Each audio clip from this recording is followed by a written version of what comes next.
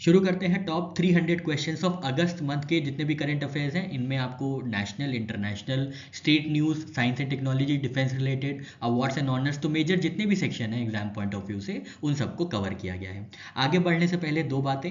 पहली बात यह है साथियों, हम आपके बहुत आभारी हैं कि आप अपना समय देंगे इस वीडियो को देखने के लिए। और दूसरी बात यह है, अगर किन्हीं भी क्वेश्चंस में कुछ भी त्रुटि हो जाती है, कुछ भी गुस्ताखी हो जाती है, तो हमें क्षमा कीजिएगा। हम अकेले व्यक्ति हैं, हमारे पास कोई रिसर्च टीम नहीं है, जिसकी वजह से गलतियां हो सकती हैं। गलतियां होना अमूमन है। बस आप ये करिएगा, उन गलतियों को उजागर करिए कमेंट सेक्शन में, ताकि हम जो भी बदलाव हो सकता है कर पाए। चलिए शुरू करते हैं हमारा टॉप 300 का करंट अफेयर्स।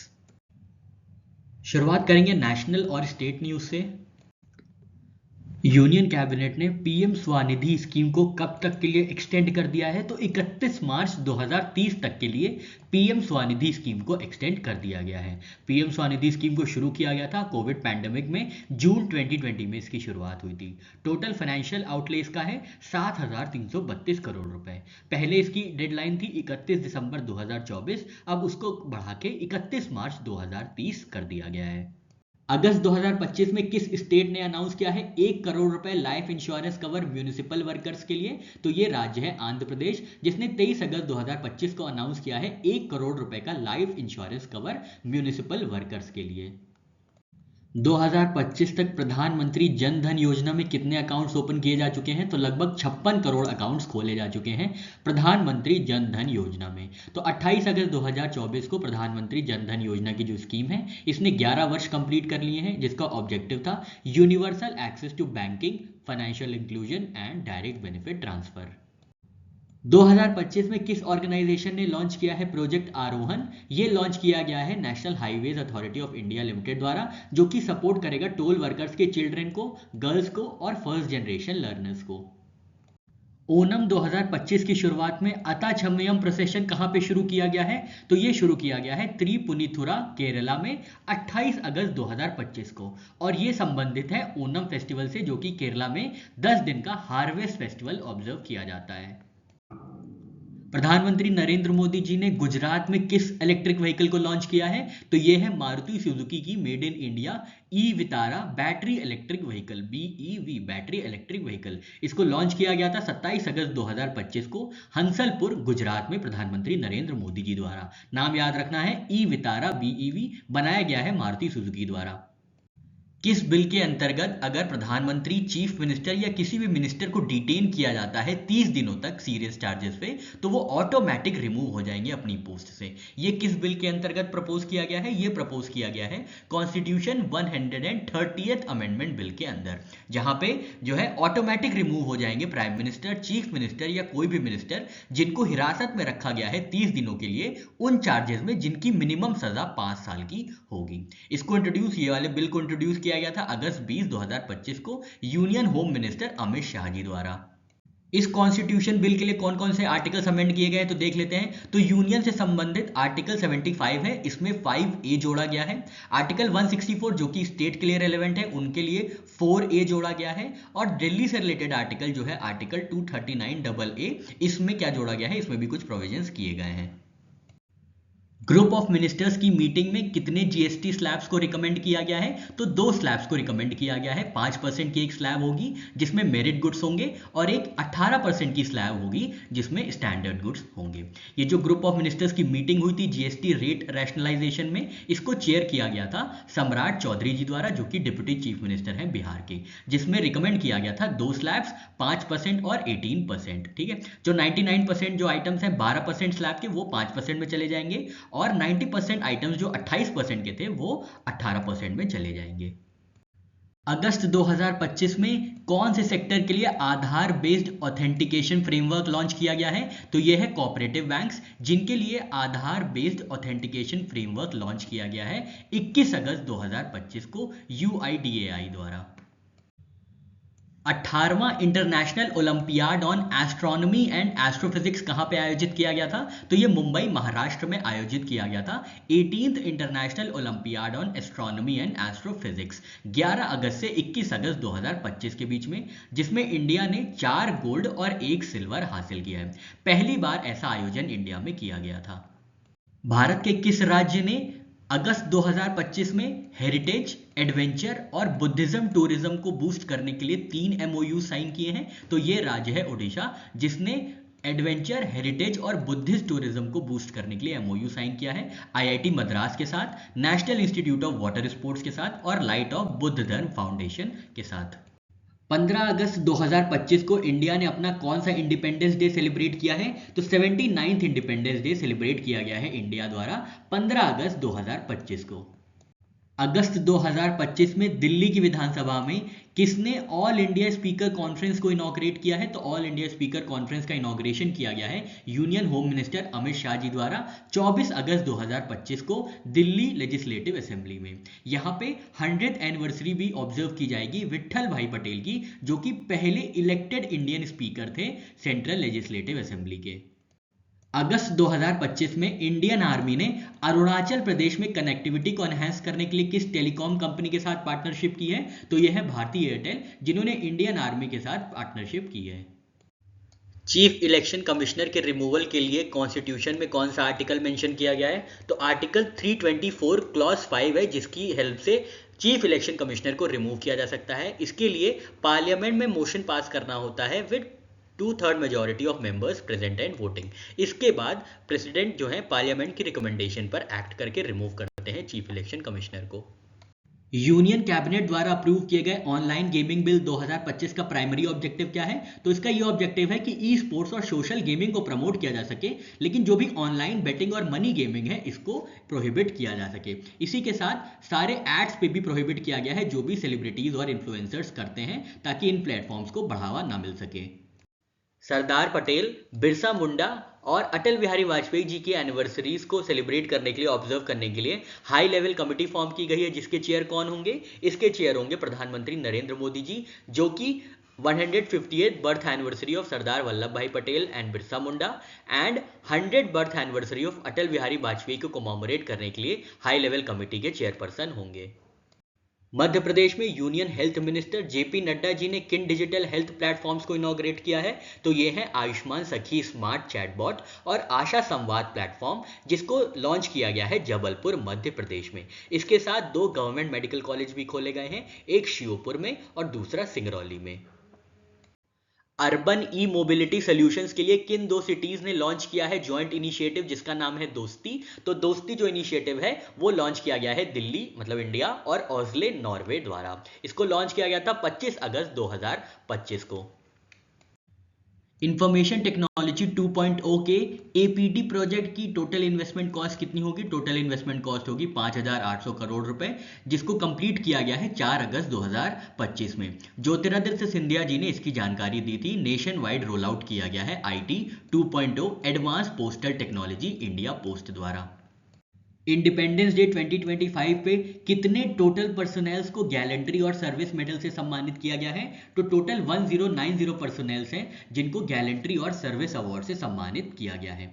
सबसे ज्यादा जो रीजनल अवार्ड गया है वो जम्मू कश्मीर को गया है, जहां पे 152 पर्सनल्स को ये अवार्ड दिया गया है।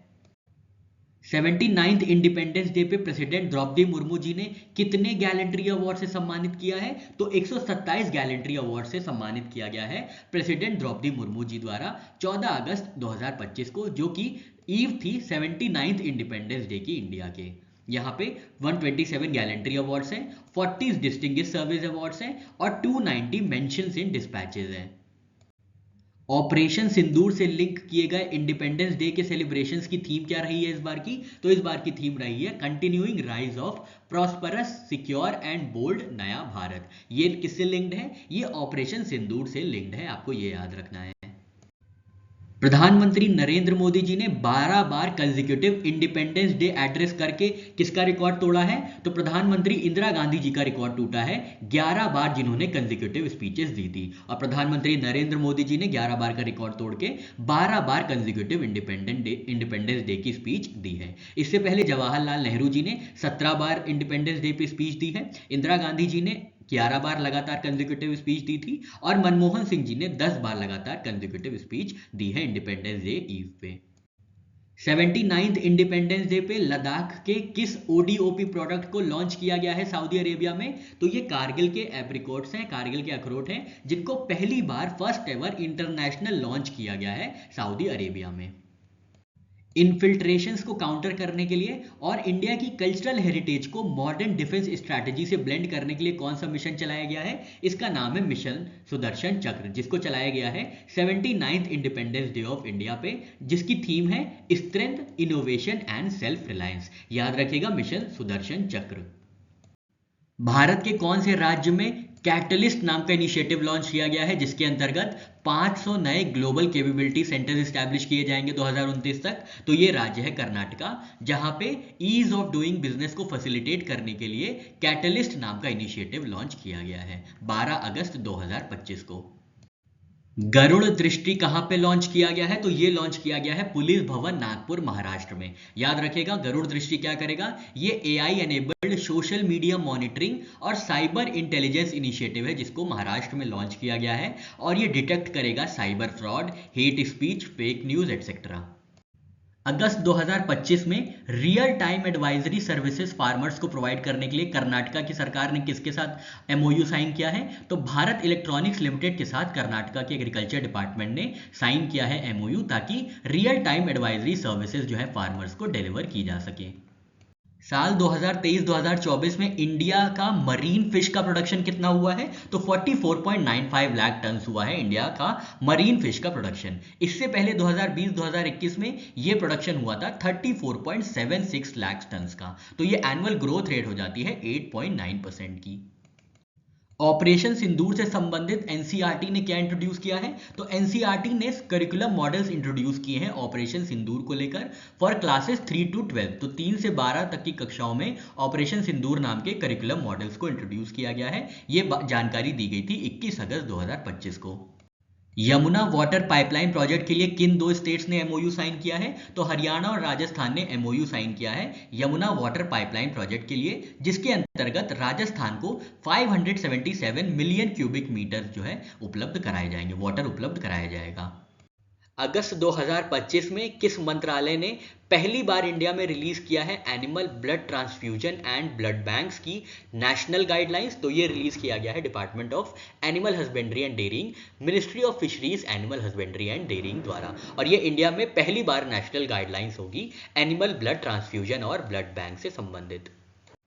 अगस्त 2025 में ग्लोबल हंगर को कॉम्बैट करने के लिए इंडिया के किस डिपार्टमेंट ने लेटर ऑफ इंटेंट साइन किया है यूनाइटेड नेशंस के वर्ल्ड फूड प्रोग्राम के साथ? तो ये डिपार्टमेंट है department of food and public distribution, जो कि आता है ministry of consumer affairs, food and public distribution के अंदर, जिसके अंतर्गत 2 lakh million tonne fortified rice supply किए जाएंगे डिपार्टमेंट द्वारा ओवर 5 ईयर्स।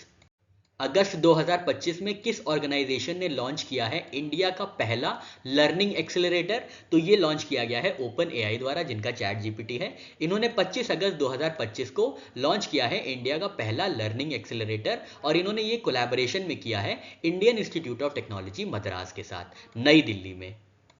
किस मंत्रालय ने लॉन्च किया है maritime hackathon marathon?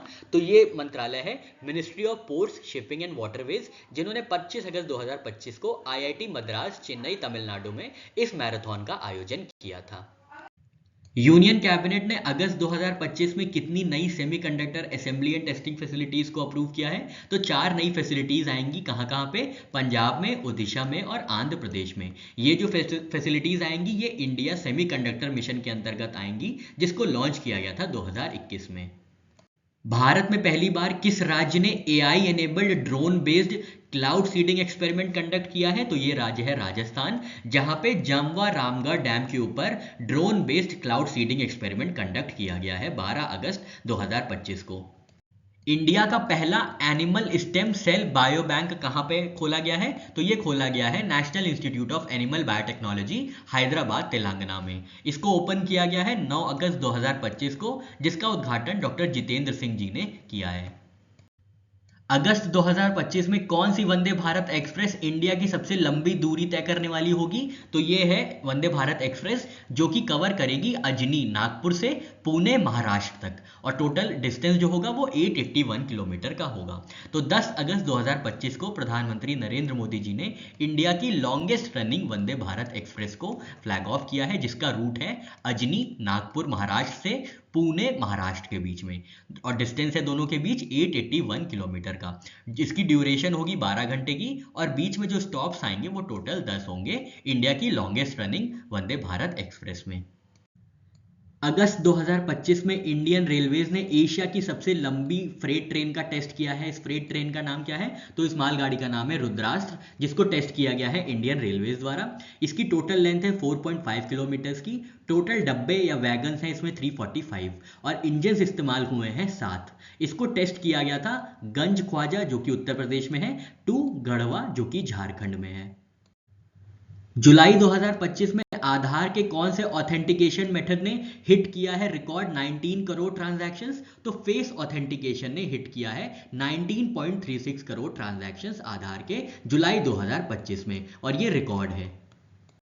Cancer care में आर्टिफिशियल इंटेलिजेंस को यूज करने के लिए किन 2 ऑर्गेनाइजेशंस ने कैच ग्रांट प्रोग्राम लॉन्च किया है? इसको हमने कल भी देखा था। तो ये ऑर्गेनाइजेशन है India AI and national cancer grid, जिन्होंने आर्टिफिशियल इंटेलिजेंस का यूज करने के लिए कैंसर केयर में ये प्रोग्राम चलाया है, जिसमें पायलट ग्रांट्स को दिए जाएंगे अप टू 50 लाख पर प्रोजेक्ट, और स्केल अप ग्रांट्स दिए जाएंगे up to 1 crore for successful pilots. Jointly fund किया गया है इंडिया एआई और नेशनल कैंसर ग्रिड द्वारा। अगस्त 2025 में लॉन्च किए गए कैच ग्रांट प्रोग्राम में कैच क्या है? तो कैच है cancer artificial intelligence and technology challenge. इसको लॉन्च किया गया था 2 अगस्त 2025 को। ये जो प्रोग्राम है ये सपोर्ट करेगा एआई सॉल्यूशंस इन कैंसर केयर। इसको लॉन्च किया गया है इंडिया एआई, जो कि डिजिटल इंडिया कॉर्पोरेशन मीटी के अंदर आता है, और नेशनल कैंसर ग्रिड के अंदर, जिसको डेवलप किया गया था development department of atomic energy द्वारा।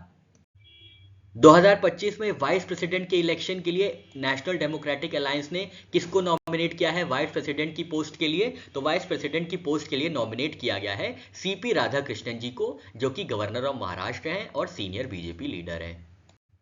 आईआईटी गुवाहाटी ने किस रेलवे जोन के साथ पार्टनरशिप की है बायोडिग्रेडेबल ऑल्टरनेटिव्स को लाने के लिए प्लास्टिक्स की जगह? तो ये है north east frontier railway Guwahati, जिन्होंने आईआईटी गुवाहाटी के साथ पार्टनरशिप की है। राष्ट्रपति भवन में पुलमेरिया गार्डन, बैनियन ग्रूव और बैबलिंग ब्रुक का उद्घाटन किसने किया है? इनॉग्रेशन किसने किया है? तो प्रेसिडेंट द्रौपदी मुर्मू जी ने राष्ट्रपति भवन में ही पुलमेरिया गार्डन, बैनियन ग्रूव और बैबलिंग ब्रुक का उद्घाटन किया है, इनॉग्रेशन किया है। भारत का कौन सा राज्य तीसरा राज्य बना है हॉक सिस्टम को इंप्लीमेंट करने वाला? तो ये राज्य है तमिलनाडु, जिन्होंने हॉक सिस्टम, जिसका फुल फॉर्म है हॉस्टाइल एक्टिविटी वॉच कर्नल, इसको लॉन्च किया है। इससे पहले केरला और कर्नाटका ने हॉक सिस्टम लॉन्च किया है, जो कि क्या करते हैं? Digital come centralised forest and wild life crime management है। इंडियन रेलवेज ने पहली बार कहां पे रिमूवेबल सोलर पैनल को कमीशन किया है रेलवे ट्रैक्स के बीच में? तो ये किया गया है बनारस लोकोमोटिव वर्क्स वाराणसी में, जहां पे पहली बार 19 अगस्त 2025 को first removable solar panel system install किए गए हैं। अगस्त 2025 में भारत के कौन से राज्य ने श्रम श्री स्कीम लॉन्च की है रिटर्निंग माइग्रेंट वर्कर्स के लिए? तो ये राज्य है वेस्ट बंगाल, जहां पे श्रम श्री नाम की स्कीम लॉन्च की गई है, जो कि सपोर्ट करेगा बंगाली माइग्रेंट वर्कर्स को, और उनको 5,000 रुपए पर महीना दिया जाएगा up to 1 year. Union cabinet ने किस नए ग्रीनफील्ड एयरपोर्ट को डेवलप करने के लिए अप्रूव कर दिया है, जिसकी लागत होगी 1507 करोड़ रुपए? तो ये एयरपोर्ट है कोटा बूंदी एयरपोर्ट राजस्थान में, जिसको अप्रूव किया गया है फॉर ग्रीनफील्ड एयरपोर्ट, और इसकी लागत होगी 1500 करोड़ रुपए। अन्न चक्र नाम की जो सप्लाई चेन है वो किस सेक्टर को मॉडर्नाइज करेगी? तो इंडिया में पब्लिक डिस्ट्रीब्यूशन सिस्टम को मॉडर्नाइज करने के लिए अन्न चक्र नाम का सप्लाई चेन टूल लॉन्च किया गया है, जो कि ऑप्टिमाइज करेगा पीडीएस की एफिशिएंसी को। मन की बात ने जब से लॉन्च हुआ है कितना रेवेन्यू अर्न किया है? तो लगभग 34 करोड़ रुपए अर्न किया है मन की बात ने, जिसको लॉन्च किया गया था 3 अक्टूबर 2014 को। 8 अगस्त 2025 को वर्क फॉर विकसित भारत किस ऑर्गेनाइजेशन ने लॉन्च किया है? तो नीति आयोग ने लॉन्च किया है 8 अगस्त 2025 को वर्क फॉर विकसित भारत, जिसमें स्किल्ड प्रोफेशनल्स को रिक्रूट किया जाएगा। भारत के किन 2 राज्यों ने पहली बार ई नाम का इस्तेमाल करते हुए inter state agri trade conduct किया गया है। तो महाराष्ट्र और जम्मू कश्मीर के बीच पहली बार inter state agriculture trade conduct किया गया है यूजिंग नेशनल एग्रीकल्चर मार्केट, और इसमें एप्पल्स और पियर्स को कमोडिटीज को ट्रेड किया गया है। इंडिया का पहला स्मार्ट इंटेलिजेंट विलेज कहां पे आएगा? तो ये आएगा सतनावरी, नागपुर, महाराष्ट्र में। याद रखिएगा, सतनावरी जो है ये गांव है नागपुर, महाराष्ट्र में, जो कि इंडिया का पहला स्मार्ट इंटेलिजेंट विलेज प्रोजेक्ट होगा। यूनेस्को की वर्ल्ड हेरिटेज लिस्ट साइकिल 25-26 के लिए आर्कियोलॉजिकल सर्वे ऑफ इंडिया ने इंडिया से किस बुद्धिस्ट साइट को नॉमिनेट किया है? तो ये बुद्धिस्ट साइट है सारनाथ, जो कि उत्तर प्रदेश में है, जहां पे भगवान बुद्ध ने अपना पहला सरमन डिलीवर किया था आफ्टर अटेनिंग एनलाइटनमेंट एट बोध गया। तो नाम याद रखिएगा, सारनाथ, उत्तर प्रदेश। अगस्त 2025 में भारत के कौन से राज्य ने लॉन्च किया है हीट रेजिलिएंट मोदादी प्रोजेक्ट? तो ये राज्य है केरला, जहां पे हीट रेजिलियंस मोदादी प्रोजेक्ट को लॉन्च किया गया है। और ये क्या है? ये केरला का पहला कॉम्प्रिहेंसिव हीट एक्शन प्लान है, जिसको प्रिपेयर किया गया है लोकल सेल्फ गवर्नमेंट बॉडी द्वारा। जुवेनाइल जस्टिस एक्ट 2015 के अंदर भारत के कौन से राज्य ने पहली बार एम्पैनल किया है साइन लैंग्वेज एक्सपर्ट? तो ये राज्य है पंजाब, जहां पे जुवेनाइल जस्टिस एक्ट 2015 के अंतर्गत साइन लैंग्वेज एक्सपर्ट को एम्पैनल किया गया है पंजाब में। अगस्त 2025 में भारत में किस राज्य में अन्नदाता सुखी भव पीएम किसान स्कीम लॉन्च की गई है? तो ये राज्य है आंध्र प्रदेश, जहां पे chief minister N Chandrababu Naidu ji ने लॉन्च किया है अन्नदाता सुखी भव पीएम किसान स्कीम। परीक्षा पे चर्चा 2025 में कितने रजिस्ट्रेशन हुए हैं जो कि गिनीज वर्ल्ड रिकॉर्ड हैं? तो 3.53 करोड़ वैलिड रजिस्ट्रेशन हुए हैं 8वें संस्करण में परीक्षा पे चर्चा के, जो कि एक रिकॉर्ड बन गया है most people registered on citizen engagement platform in 1 month. 2 अगस्त 2025 को पीएम किसान की 20वीं इंस्टॉलमेंट में कितना पैसा ट्रांसफर किया गया है? तो 20,500 करोड़ रुपए ट्रांसफर किया गया है 20th इंस्टॉलमेंट में पीएम किसान स्कीम के 2 अगस्त 2025 को प्रधानमंत्री नरेंद्र मोदी जी द्वारा उनकी वाराणसी की विजिट में।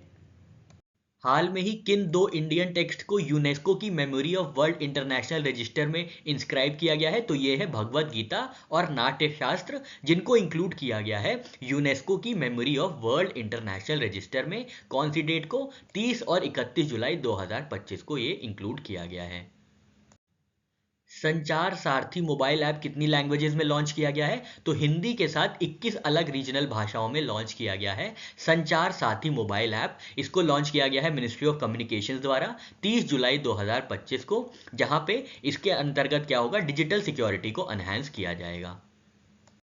भारत में पहली बार हिंदी मीडियम का एमबीबीएस कॉलेज कहां पे स्टैब्लिश किया जाएगा? तो जबलपुर मध्य प्रदेश में पहली बार भारत में हिंदी मीडियम का एमबीबीएस कॉलेज स्टैब्लिश किया जाएगा। इसमें सीट होंगी 50। जुलाई 2025 में किस अथॉरिटी ने लॉन्च किया है वीर परिवार सहायता योजना? तो ये अथॉरिटी है नेशनल लीगल सर्विसेज अथॉरिटी, जिन्होंने फ्री लीगल एड प्रोवाइड करने के लिए डिफेंस के पर्सनल्स को ये स्कीम चलाई है, जिसका नाम है वीर परिवार सहायता योजना। अगस्त 2025 में किस मिनिस्ट्री ने लॉन्च किया है एआई पावर्ड समराइजेशन टूल सभासार? तो ये लॉन्च किया गया है मिनिस्ट्री ऑफ पंचायती राज द्वारा। पासांग वांगचुक सोना इसरो स्पेस लेबोरेटरी कहां पे इनॉग्रेट की गई है अगस्त 2025 में? तो अरुणाचल प्रदेश में Mechuka government higher secondary school है शियोमी डिस्ट्रिक्ट में अरुणाचल प्रदेश के, जहां पे पासांग वांगचुक सोना इसरो स्पेस लेबोरेटरी का इनॉग्रेशन किया गया है। भारत के किस राज्य ने आईबीएम के साथ क्वांटम कंप्यूटिंग इकोसिस्टम को डेवलप करने के लिए लेटर ऑफ इंटेंट साइन किया है? तो ये राज्य है महाराष्ट्र, जहां पे आईबीएम के साथ क्वांटम कंप्यूटिंग इकोसिस्टम को डेवलप करने के लिए लेटर ऑफ इंटेंट साइन किया गया। 15 अगस्त 2025 को प्रधानमंत्री नरेंद्र मोदी जी को किसने असिस्ट किया था नेशनल फ्लैग होइस्ट करने में? तो ये है फ्लाइंग ऑफिसर रशिका शर्मा जी, जिन्होंने प्रधानमंत्री नरेंद्र मोदी जी को असिस्ट किया था फ्लैग होस्टिंग में। फास्टैग एनुअल पास की कॉस्ट और वैलिडिटी कितनी होगी? तो कॉस्ट होगी 3,000 रुपए और वैलिड होगा 200 टोल क्रॉसिंग्स के लिए, जो भी जल्दी आ जाए। 750 एकड़ का मैत्री वन, जो कि एक अर्बन फॉरेस्ट होगा, ये कहां पे डेवलप किया जा रहा है? तो ये अरावली हिल्स गुरुग्राम हरियाणा में डेवलप किया जा रहा है, जो कि फैला होगा 750 एकड़ में। किस इंस्टीट्यूशन ने कोलैबोरेट किया है फेडेक्स के साथ लॉन्च करने के लिए smart centre for AI driven logistics? तो ये इंस्टीट्यूशन है Indian institute of technology Madras, जिन्होंने फेडेक्स के साथ मिलकर स्मार्ट सेंटर लॉन्च किया है ताकि सस्टेनेबल और एआई ड्रिवन लॉजिस्टिक सॉल्यूशंस को लॉन्च किया जा सके। आधार बेस्ड कस्टमर वेरिफिकेशन के लिए यूआईडीएआई ने किस सैटेलाइट इंटरनेट प्रोवाइडर के साथ पार्टनरशिप की है? तो Starlink satellite communication private limited के साथ यूआईडीएआई ने कस्टमर बेस्ड वेरिफिकेशन के लिए, जो कि आधार बेस होगा, इसके लिए पार्टनरशिप की है। किस अथॉरिटी ने 3 नए निवेशक सेवा केंद्र खोला है हैदराबाद तेलंगाना में? तो ये अथॉरिटी है investor education and protection fund authority, जो कि आती है मिनिस्ट्री ऑफ कॉर्पोरेट अफेयर्स के अंदर, जिन्होंने 3 नए निवेशक सेवा केंद्र खोला है हैदराबाद तेलंगाना में। ब्रेकिंग बैरियर्स फेलोशिप लॉन्च करने के लिए किन 3 एंटिटीज ने एमओयू साइन किया है? तो ये 3 एंटिटीज हैं department of empowerment of persons with disabilities, ministry of social justice, Nipman foundation and young leaders for active citizenship, जिन्होंने 31 अगस्त 2025 को ब्रेकिंग बैरियर्स फेलोशिप लॉन्च करने के लिए एमओयू साइन किया। 22 अगस्त 2025 को प्रधानमंत्री मोदी जी ने कोलकाता में कितना डेवलपमेंट प्रोजेक्ट इनॉग्रेट किया है? तो 5200 करोड़ का जो है डेवलपमेंट प्रोजेक्ट इनॉग्रेट किए गए हैं 22 अगस्त 2025 को। फिर 22 अगस्त 2025 को गया बिहार में प्रधानमंत्री नरेंद्र मोदी जी ने कितना डेवलपमेंट प्रोजेक्ट्स का अनाउंसमेंट किया है या इनॉग्रेट किया है? तो ये 12,000 करोड़ का इनॉग्रेशन किया गया है डेवलपमेंट प्रोजेक्ट्स का प्रधानमंत्री नरेंद्र मोदी जी द्वारा। सेमीकॉन इंडिया 2025 कब इनॉग्रेट किया जाएगा? तो ये इनॉग्रेट किया जाएगा 2 सितंबर 2025 को नई दिल्ली में प्रधानमंत्री नरेंद्र मोदी जी द्वारा, और ये सेमीकॉन इंडिया का 4था संस्करण कंडक्ट किया जाएगा। इंडिया में पहली बार कौन सा ऐसा स्टेट होगा, राज्य होगा, जो कि फुली डिजिटली लिटरेट स्टेट होगा? तो ये राज्य है केरला, जो कि डिजी केरला प्रोजेक्ट के अंदर इंडिया का पहला डिजिटली लिटरेट स्टेट, पूरी तरीके से फुली डिजिटली लिटरेट स्टेट बन गया है। इसकी जानकारी दी गई थी 23 अगस्त 2025 को। उत्तर प्रदेश में किस शहर को जाना जाएगा परशुरामपुरी जी के नाम से? तो परशुरामपुरी जाना जाएगा जलालाबाद। जलालाबाद का नया नाम होगा परशुरामपुरी, और ये जलालाबाद है शाहजहांपुर जिले में। नेक्स्ट जनरेशन रिफॉर्म्स और विकसित भारत विजन के लिए पैनल को कौन लीड करेगा? तो ये है राजीव गौबा जी, जो कि पैनल को लीड करेंगे for reforms of next generation and विकसित भारत विजन। इस पैनल का फॉर्मेशन हुआ है 23 अगस्त 2025 को। अगस्त 2025 में किस ऑर्गेनाइजेशन ने रिपोर्ट रिलीज की है जिसका नाम है rethinking homestays navigating public policy pathways? तो ये ऑर्गेनाइजेशन है नीति आयोग, जिन्होंने रिपोर्ट रिलीज की है जिसका टाइटल है rethinking homestays navigating policy pathways. फिर है agriculture and processed food product export development authority या अपीडा ने किन 3 नए शहरों में नया रीजनल ऑफिस खोला है? तो ये 3 शहर है पटना, रायपुर और देहरादून, जहां पे agriculture processed food product export development authority ने 23 अगस्त 2025 को 3 नए रीजनल ऑफिस खोले हैं। एग्जिस्टिंग ऑफिस जो है वो है 16, 3 नए खुल जाने से अब हो जाएंगे 19। ठीक है, और इसकी बात करें अपीडा की, तो अपीडा जो है ये आता है ministry of commerce and industry के अंदर। कंफ्यूज ना होइएगा कि ये ministry of agriculture and farmer welfare के अंदर आता है। तो ये आता है agriculture and processed food product export development authority, ये एक्सपोर्ट करते हैं। तो ये ministry of commerce and industry के अंदर इसकी पेरेंट मिनिस्ट्री है, जिसका हेडक्वार्टर्स है न्यू दिल्ली में। दिसंबर 2025 तक कोऑपरेटिव लेड टैक्सी सर्विस का क्या नाम है? तो इसका नाम है भारतीय टैक्सी सर्विस, जिसको लॉन्च किया गया है ओला और उबर के ऑल्टरनेटिव के रूप में। इसमें टोटल कैपिटल लगाई गई है 300 करोड़ की, जिसमें 8 कोऑपरेटिव्स मिलकर मल्टी स्टेट सहकारी टैक्स कोऑपरेटिव लिमिटेड को लॉन्च करेंगे। अगस्त 2025 में नेशनल क्रिटिकल मिनरल मिशन के अंदर कितने सेंटर ऑफ एक्सीलेंस को रिकॉग्नाइज किया गया है? तो टोटल 7 सेंटर ऑफ एक्सीलेंस को रिकॉग्नाइज किया गया है, जिसमें 4 आईआईटीज हैं और 3 R&D लैब्स हैं। आईआईटीज देखें तो आईआईटी बॉम्बे है, आईआईटी हैदराबाद, आईआईटी धनबाद और आईआईटी रुड़की है। R&D लैब्स देखें तो CSIR IIMT है ओडिशा की, CSIR NML है झारखंड की और NFTDC है हैदराबाद की। इंडिया में ग्रीन हाइड्रोजन प्रोड्यूस करने वाला पहला भारत का कौन सा पोर्ट बना है? तो ये पोर्ट है VOC पोर्ट थोटीकुडी तमिलनाडु का, जो कि इंडिया का पहला पोर्ट है जो कि प्रोड्यूस करेगा ग्रीन हाइड्रोजन और सरपास करेगा 1 megawatt rooftop solar power generation. India में पहली बार ग्रासलैंड बर्ड सेंसस को कब कंडक्ट किया गया था, कहां पे? तो ये आसाम में काजीरंगा नेशनल पार्क है, वहां पे भारत का पहला ग्रासलैंड बर्ड सेंसस कंडक्ट किया गया था 18 मार्च से 25 मई 2025 के बीच में। अखिल भारतीय शिक्षा संगम 2025 में तारा नाम का ऐप लॉन्च किया गया है। इसका ऑब्जेक्टिव क्या है? इसका ऑब्जेक्टिव ये है कि डेटा ड्रिवन गवर्नेंस को एनेबल किया जाए और क्लास 3 से क्लास 8 के जितने भी बच्चे हैं उनकी रीडिंग फ्लुएंसी बढ़ाई जा सके। जुलाई 2025 में इंडियन रेलवेज ने कवच 4.0 किस रेलवे सेक्शन पे कमीशन किया है? तो ये किया गया है 30 जुलाई 2025 को मथुरा कोटा सेक्शन में, जो कि पार्ट है दिल्ली मुंबई रेल कॉरिडोर का। यहाँ पे Kavach 4.0 automatic train protection system को इंस्टॉल किया गया है।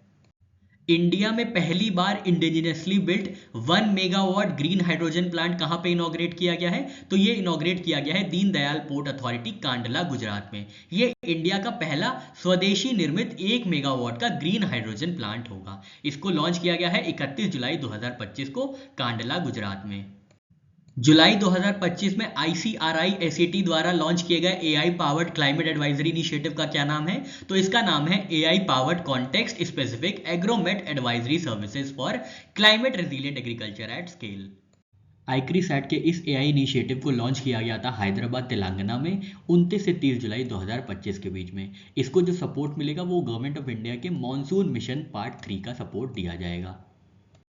जुलाई 2025 में बायोमेडिकल रिसर्च और ट्रेनिंग के लिए किन दो ऑर्गेनाइजेशंस ने कोलैबोरेट किया है MOU के माध्यम से? तो ये है इंडो तिब्बतन बॉर्डर पुलिस और डिपार्टमेंट ऑफ बायोटेक्नोलॉजी, जिन्होंने collaborative biomedical research and training के लिए MOU साइन किया है। SSB अलवर के साथ किस यूनिवर्सिटी ने MOU साइन किया है नेशनल सिक्योरिटी ट्रेनिंग के लिए? तो राष्ट्रीय रक्षा यूनिवर्सिटी है, जिन्होंने 25 अगस्त 2025 को ट्रेनिंग रिसर्च और एकेडमिक कोलैबोरेशन के लिए SSB अलवर के साथ MOU साइन किया है।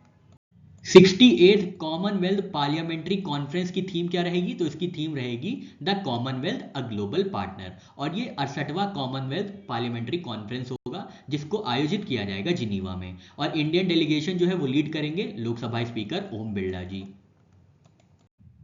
यहां से हम लोग इंटरनेशनल करंट अफेयर्स के सेक्शन को डिस्कस करेंगे। शंघाई कोऑपरेशन ऑर्गेनाइजेशन समिट 2025 कहां पे आयोजित किया जाएगा? तो ये तियानजिन चाइना में आयोजित किया जाएगा। प्रधानमंत्री नरेंद्र मोदी जी 4 डे की विजिट पे रहेंगे जापान और चाइना में। पहले लेग में पहले चरण में अगस्त 29 से 30 अगस्त तक प्रधानमंत्री जी जापान में रहेंगे, जहां वो 15th India Japan annual summit Tokyo में पार्टिसिपेट करेंगे। ये प्रधानमंत्री मोदी जी की 8वीं विजिट होगी जापान में। दूसरे चरण में प्रधानमंत्री नरेंद्र मोदी जी 31 अगस्त से 1 सितंबर 2025 तक शंघाई कोऑपरेशन ऑर्गेनाइजेशन का जो समिट है जिसको तियानजिन में आयोजित किया जाएगा उसमें भागीदारी करेंगे। इंडिया ने ज्वाइन किया था शंघाई कोऑपरेशन ऑर्गेनाइजेशन 2017 में और प्रेसिडेंसी ली थी 2022-23 में। अगस्त 2025 में international big cat alliance join करने वाला 13th नेशन कौन बना है? तो ये 13th नेशन है नेपाल, जो कि जुड़ा है इंटरनेशनल बिग कैट अलायंस से, जिसका मकसद है 7 big cat species tiger, lion, leopard, snow leopard, cheetah, jaguar और पूमा को कंजर्व करना। इंटरनेशनल बिग कैट अलायंस को लॉन्च किया गया था 9 अप्रैल 2023 में प्रधानमंत्री नरेंद्र मोदी जी द्वारा प्रोजेक्ट टाइगर के 50 वर्ष कंप्लीट होने पे। इसको लॉन्च किया गया था मैसूरू कर्नाटका में। नोडल एजेंसी है इसकी नेशनल टाइगर कंजर्वेशन अथॉरिटी और हेडक्वार्टर्स है न्यू दिल्ली। इसको ट्रीटी का स्टेटस दिया गया था जनवरी 23, 2005 को, जब 5 कंट्रीज ने इसका फ्रेमवर्क एग्रीमेंट साइन किया था। इसकी बजटरी सपोर्ट मिला है 150 करोड़ का 5 सालों के लिए 2028-29 तक। 2030 तक इंडिया और रशिया ने कितना बायलैटरल ट्रेड टारगेट सेट किया है? तो $100 बिलियन का बायलैटरल ट्रेड टारगेट फिक्स किया गया है इंडिया और रशिया द्वारा, जिसको अचीव किया जाएगा 2030 तक। इसकी जानकारी दी गई थी S जयशंकर जी द्वारा, जो कि 3 दिन की यात्रा पे थे रशिया में 19 अगस्त से 21 अगस्त के बीच में। मारीटाइम कोऑपरेशन के लिए किन 2 कंट्रीज ने जॉइंट वर्किंग ग्रुप फॉर्म किया है? तो 20 अगस्त 2025 को इंडिया और सऊदी अरेबिया ने जॉइंट वर्किंग ग्रुप फॉर्म किया है मारीटाइम कोऑपरेशन के लिए। अगस्त 2025 में इंटरनेशनल सोलर अलायंस को ज्वाइन करने वाली 107th कंट्री कौन सी बनी है? तो ये कंट्री है रिपब्लिक ऑफ मोल्डोवा, जिन्होंने ज्वाइन किया है इंटरनेशनल सोलर अलायंस को। इंटरनेशनल सोलर अलायंस को लॉन्च किया गया था 2015 में इंडिया और फ्रांस द्वारा एट COP21 मार्च 2026 से किस कंट्री ने मोबाइल फोन्स को बैन किया है क्लासरूम्स में? तो ये कंट्री है साउथ कोरिया, जिसने मार्च 2026 से बैन लगा दिया है फोन का इस्तेमाल करने से स्कूल के क्लासरूम्स ने। जुलाई 2025 में 13th joint defence corporation committee India और यूएई के बीच कहां आयोजित की गई थी? तो यह नई दिल्ली इंडिया में आयोजित की गई थी। 13th joint defence corporation committee meeting between India and UAE. यह पहली बार होगा कि सेक्रेटरी लेवल की बातचीत हुई है। किस देश ने पैलेस्टीन को कंडीशनल रिकॉग्निशन देने की बात करी है? तो ये देश है यूनाइटेड किंगडम, जिन्होंने कंडीशनल रिकॉग्निशन देने की बात कही है पैलेस्टीन को। अगस्त 2025 में फिजी के प्रधानमंत्री सितिवेनी राबुका ने कब विजिट किया था भारत में? तो 24, 25, 26 अगस्त 2025 को फिजी के पीएम सितिवेनी राबुका जो है इंडिया की विजिट पे थे। 30 जुलाई 2025 को 8.7 मैग्नीट्यूड अर्थक्वेक कहां पे स्ट्राइक किया है? तो रशिया के कमचटका पेनिनसुला में ये भीषण मैग्नीट्यूड का अर्थक्वेक स्ट्राइक किया है। जुलाई 2025 में किस कंट्री ने लॉन्च किया है गजब बॉम्ब और NEB-2 गोस्ट बंकर बस्टर? तो ये कंट्री है टर्की, जिन्होंने 17th international defence industry fair में लॉन्च किया है गजब बॉम्ब और NEB-2 गोस्ट बंकर बस्टर। जुलाई 2025 में किन दो देशों के बीच फिशरीज और एक्वाकल्चर कॉपरेशन के लिए एमओयू साइन किया गया है? तो इंडिया और मालदीव्स के बीच फिशरीज और एक्वाकल्चर कॉपरेशन के लिए एमओयू साइन किया गया है। टोटल एमओयू साइन किए गए थे 6। 12 लैटिन अमेरिकन कंट्रीज मिलकर नए एआई को लॉन्च करेंगी। इस एआई का क्या नाम है? इस एआई का नाम होगा लैटम जीपीटी, जो कि 12 लैटिन अमेरिकन कंट्रीज लॉन्च करेंगी। 2025 में किस एयरपोर्ट ने लॉन्च किया है पहली बार एआई पावर्ड पैसेंजर कॉरिडोर, ताकि इमिग्रेशन काउंटर्स को रिप्लेस किया जा सके? तो ये एयरपोर्ट है दुबई इंटरनेशनल एयरपोर्ट, जहां पे AI powered passenger corridor launch किया गया है। अगस्त 2025 में कौन से फॉर्मर ट्विटर के सीईओ ने एआई स्टार्टअप पैरेलल लॉन्च किया है? तो एआई स्टार्टअप पैरेलल लॉन्च किया गया है पराग अग्रवाल जी द्वारा, जो कि फॉर्मर सीईओ रहे हैं ट्विटर के। अगस्त 2025 में 6 दिवसीय इंडियन सिनेमा फेस्टिवल कहां पे इनॉग्रेट किया गया है श्रीलंका में? तो ये श्रीलंका में ईस्टर्न यूनिवर्सिटी त्रिकोणोमली कैंपस में इनॉग्रेट किया गया है 6 डे इंडियन सिनेमा फेस्टिवल। किस कंट्री ने वीनस के लिए वेनेरा डी नाम का मिशन अनाउंस किया है जो 2036 तक वीनस में जाएगा? तो ये कंट्री है रशिया। अगस्त 2025 में पुतिन ट्रंप अलास्का समिट कहां पे आयोजित की गई थी? ये आयोजित की गई थी एल्मेंडोर्फ रिचर्डसन मिलिट्री बेस एनकोराज अलास्का में। अगस्त 2025 में यूनाइटेड स्टेट्स ऑफ अमेरिका में कितनी नेशनल डेट रिपोर्ट की गई है? तो नेशनल डेट जो रिपोर्ट किया गया है, उधार जो रिपोर्ट किया गया है, वो है $37 ट्रिलियन का, जो कि एक रिकॉर्ड माना जा रहा है amid rising government spending. Thailand और कंबोडिया के बीच सीज फायर एग्रीमेंट कहां पे फाइनलाइज किया गया है? तो मलेशिया की कैपिटल कुआलालंपुर में थाईलैंड और कंबोडिया के बीच सीज फायर एग्रीमेंट को फाइनलाइज किया गया है 28 जुलाई 2025 में। 4 अगस्त से 8 अगस्त 2025 के बीच में किस देश के लीडर ने 5 डे विजिट की है इंडिया में? तो ये है फिलीपींस के प्रेसिडेंट फर्डिनेंड रोमुल्डोज मार्कोस जूनियर, जो कि इंडिया की विजिट पे थे 4 अगस्त से 8 अगस्त 2025 के बीच में। और ये ओकेजन क्या था? तो 75th एनिवर्सरी थी इंडिया और फिलीपींस के डिप्लोमेटिक रिलेशंस की। नई दिल्ली में आयोजित पहली बार बिम्स्टेक ट्रेडिशनल म्यूजिक फेस्टिवल की थीम क्या थी? तो इसकी थीम थी सप्त सुर 7 नेशंस 1 मेलोडी। इसको ऑर्गेनाइज किया गया था 4 अगस्त 2025 को नई दिल्ली में Indian council for cultural relations द्वारा। 6 अगस्त 2025 को भारत ने किस देश के साथ इंडस्ट्रियल और technological cooperation related protocol sign किया है? तो ये देश है रशिया, जिसके साथ 11th session of India Russia working group में मॉडर्नाइजेशन और इंडस्ट्रियल कोऑपरेशन के लिए प्रोटोकॉल साइन किया गया है। एशिया पैसिफिक इकोनॉमिक कोऑपरेशन का हेडक्वार्टर्स किस जगह पे लोकेटेड है? तो सिंगापुर में लोकेटेड है एशिया पैसिफिक इकोनॉमिक कोऑपरेशन का हेडक्वार्टर्स। WHO ने साउथ ईस्ट एशियन रीजन की किस कंट्री को रुबेला फ्री स्टेटस डिक्लेयर किया है अगस्त 2025 में? तो ये कंट्री है नेपाल, जो कि 6th south east Asian country बनी है जो कि रुबेला फ्री डिक्लेयर की गई है WHO द्वारा। अगस्त 2025 में बिजनेस लाइसेंस को यूनिफाई करने के लिए दुबई ने कौन सा इनिशिएटिव लॉन्च किया है? तो दुबई ने लॉन्च किया है वन फ्री जोन पासपोर्ट, जिसके अंतर्गत कंपनीज जो हैं एक ही सिंगल लाइसेंस की मदद से दुबई फ्री जोन्स में ऑपरेट कर सकती हैं। कौन कौन सी कंट्रीज यूरेशियन इकोनॉमिक यूनियन का पार्ट है जिसमें इंडिया ने साइन किया है टर्म्स ऑफ रेफरेंस ताकि फ्री ट्रेड एग्रीमेंट की टॉक्स को बढ़ावा दिया जा सके? तो ये कंट्रीज हैं अर्मीनिया, बेलारूस, कजाकिस्तान, किर्गिस्तान और रशिया, जिसके साथ इंडिया ने अगस्त 2025 में टर्म्स ऑफ रेफरेंस साइन किया है ताकि फ्री ट्रेड एग्रीमेंट टॉक्स को आगे बढ़ाया जा सके।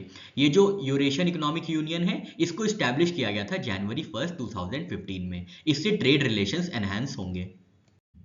किस देश के प्रधानमंत्री 24 अगस्त से 26 अगस्त 2025 के बीच में भारत की यात्रा करेंगे?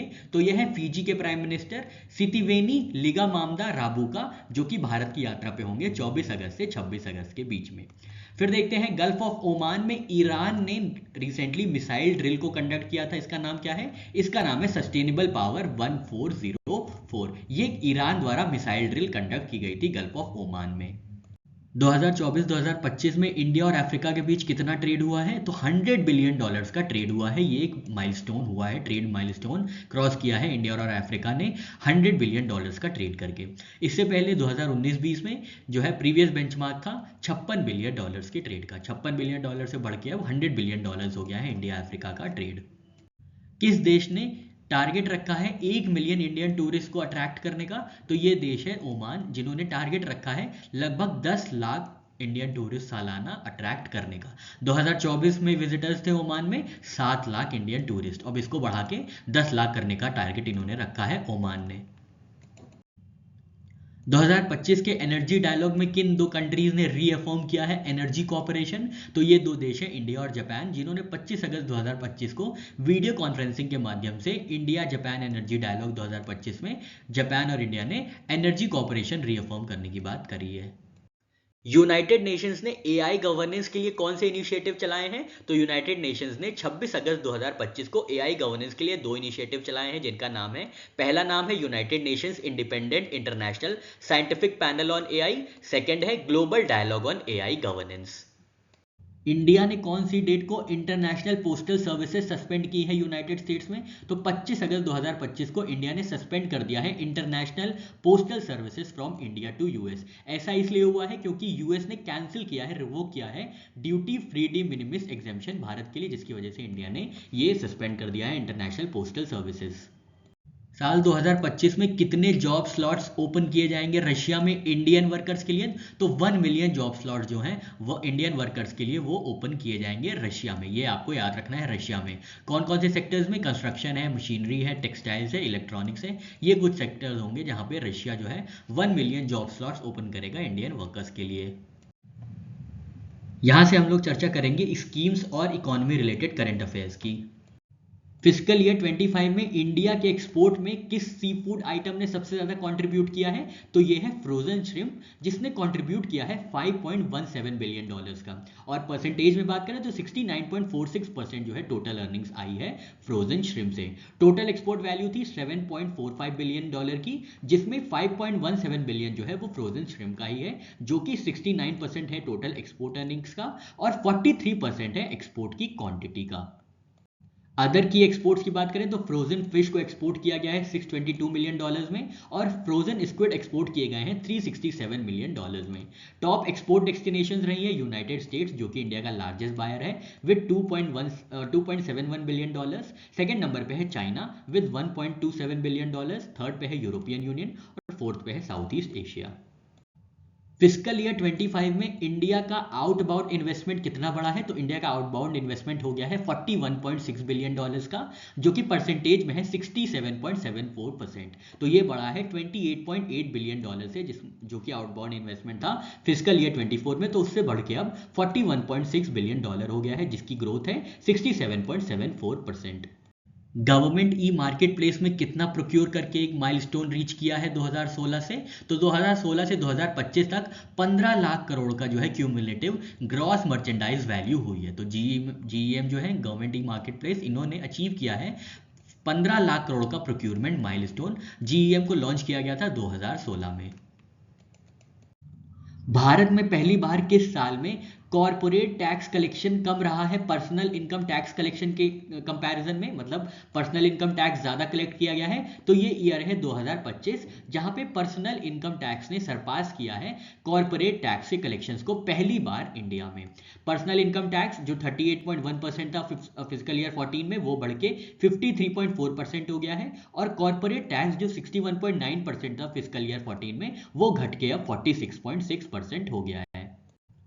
EY रिपोर्ट के मुताबिक इंडिया कब प्रोजेक्टेड है world second largest economy PPP terms में बनने के लिए? तो ईयर 2038 तक EY की रिपोर्ट के अनुसार जो है इंडिया प्रोजेक्टेड किया गया है वर्ल्ड सेकेंड लार्जेस्ट इकोनॉमी बनने के लिए PPP टर्म्स में बाय 2038। प्रधानमंत्री विकसित भारत रोजगार योजना का बजट आउटले और ड्यूरेशन कितना है? तो बजट आउटले है 99,446 करोड़ का, और इसकी अवधि होगी 2 साल की। इसको चलाया जाएगा अगस्त 1, 2025 से 31 जुलाई 2027 तक।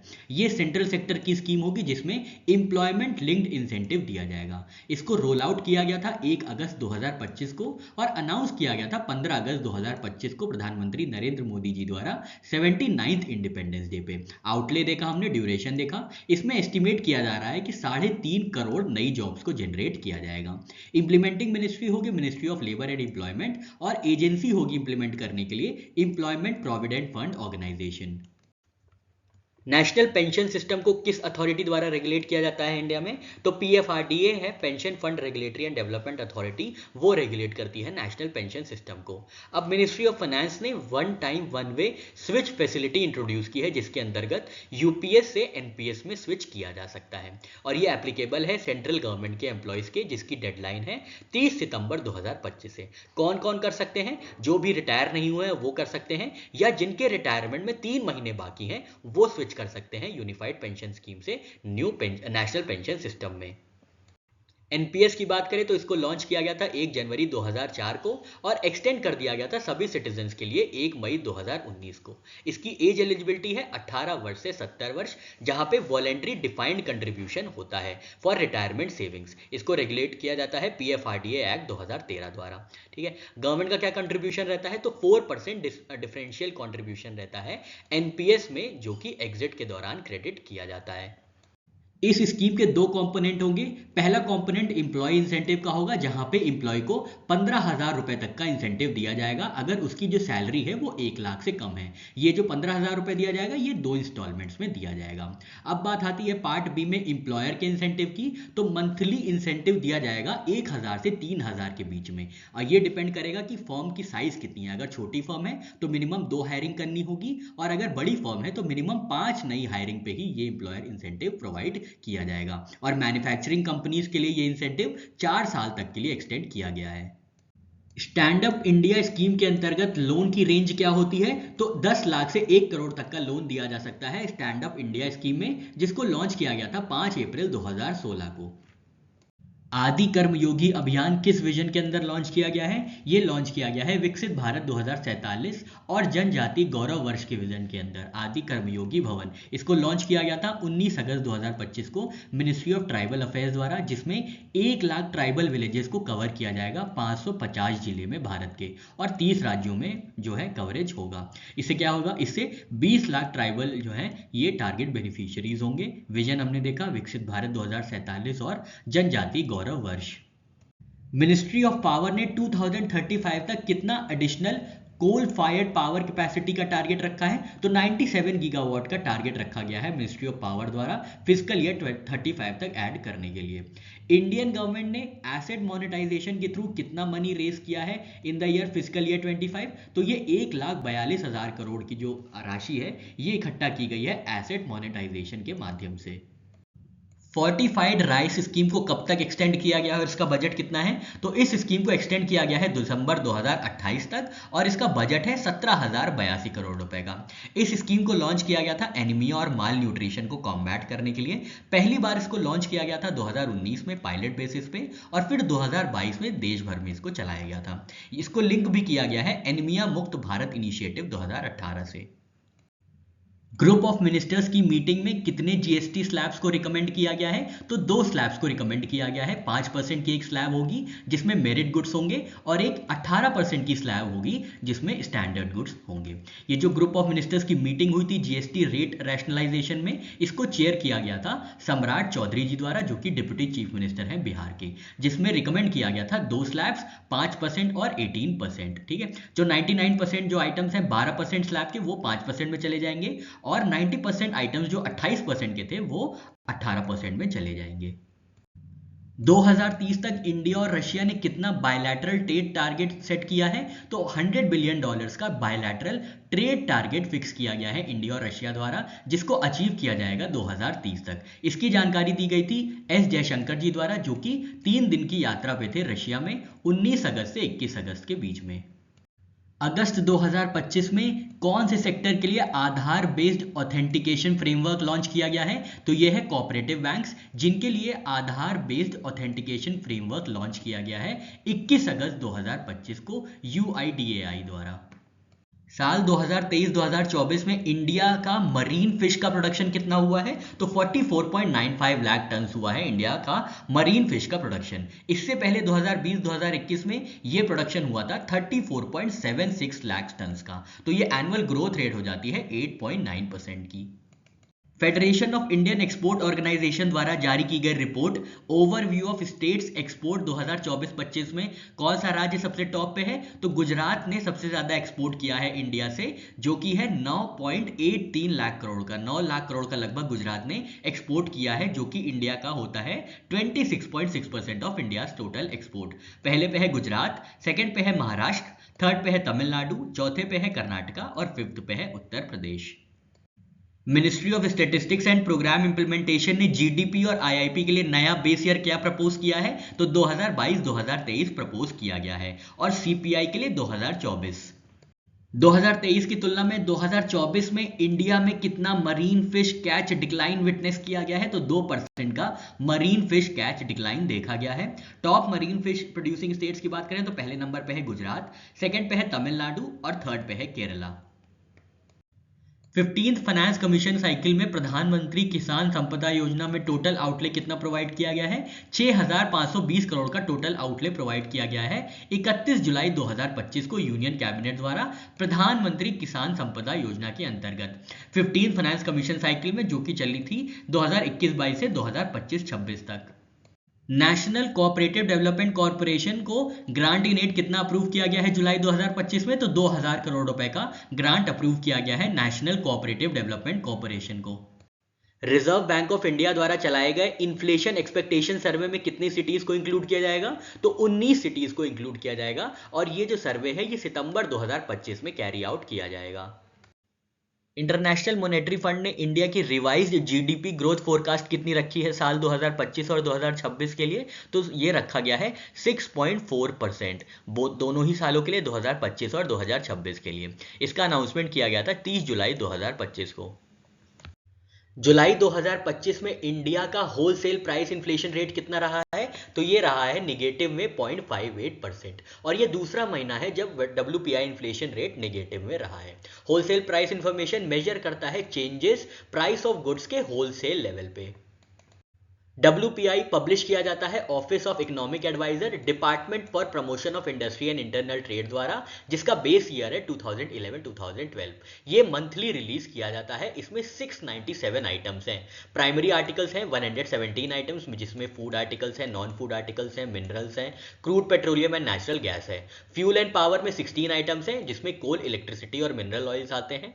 फिर है मैन्युफैक्चर्ड प्रोडक्ट्स, जिसमें 564 आइटम्स आते हैं, जैसे कि फूड मैन्युफैक्चर्ड आइटम्स हो गए, textiles, chemical, basic metals, transport machinery etcetera. Primary articles जो है 22% फॉर्म करते हैं, फ्यूल एंड पावर 13% फॉर्म करते हैं और मैन्युफैक्चर्ड प्रोडक्ट्स 64% फॉर्म करते हैं WPI वेट का।